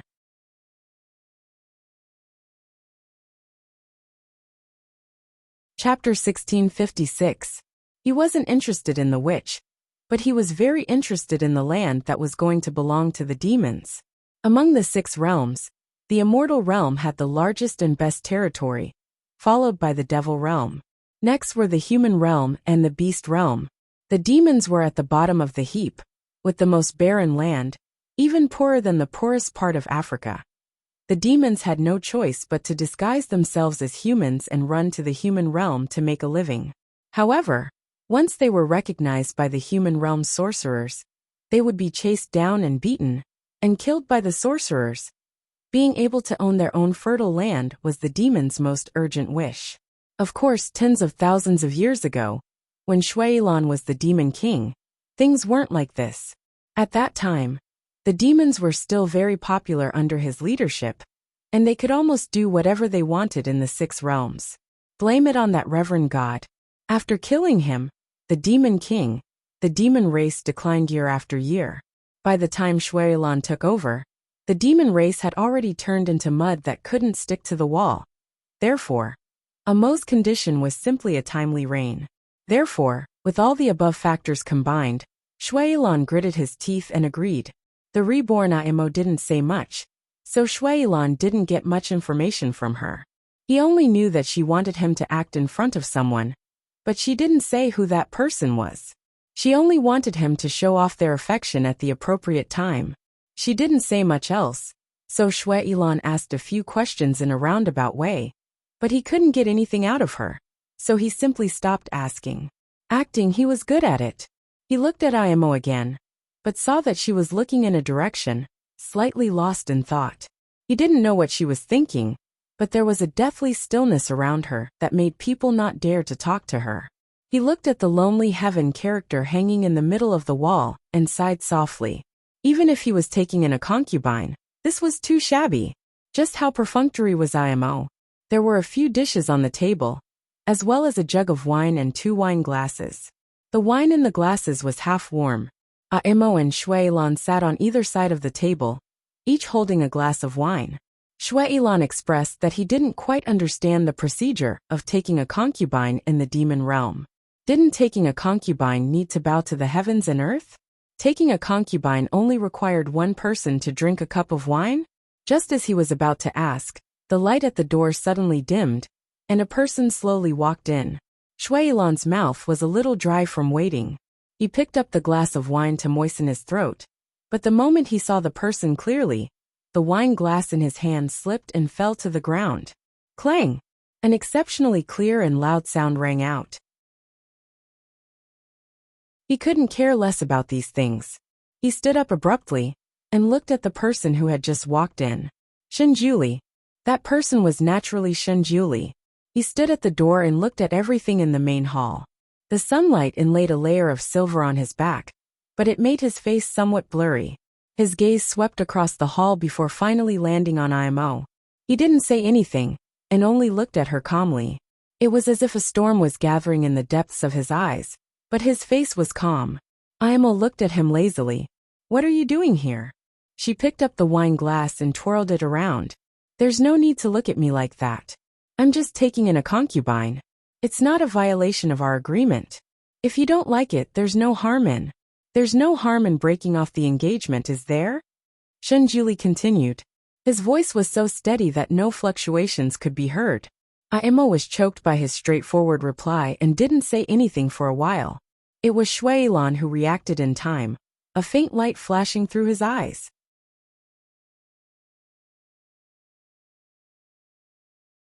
Chapter 1657. Shuailan raised his hand to grab Amo's small hand and smiled at Shinjuli. I didn't expect to meet you here. He didn't expect that the person Imo wanted him to put on an act for others to see was Shinjuli. If he knew it was him, even if Imo didn't mention those conditions, he would have agreed. Shuailan had suffered who knows how many times under Shinjuli's hands. Now that he had this rare opportunity, he naturally wanted to abuse him. Imo is the devil master, and I am the devil king. Devils and demons are one family. As long as this king can stay by Momo's side, it doesn't matter even if I'm a concubine. Shuailan smiled flirtatiously and affectionately. He looked at Shinjuli. Don't worry, this king won't steal your position as the first wife for Momo's sake.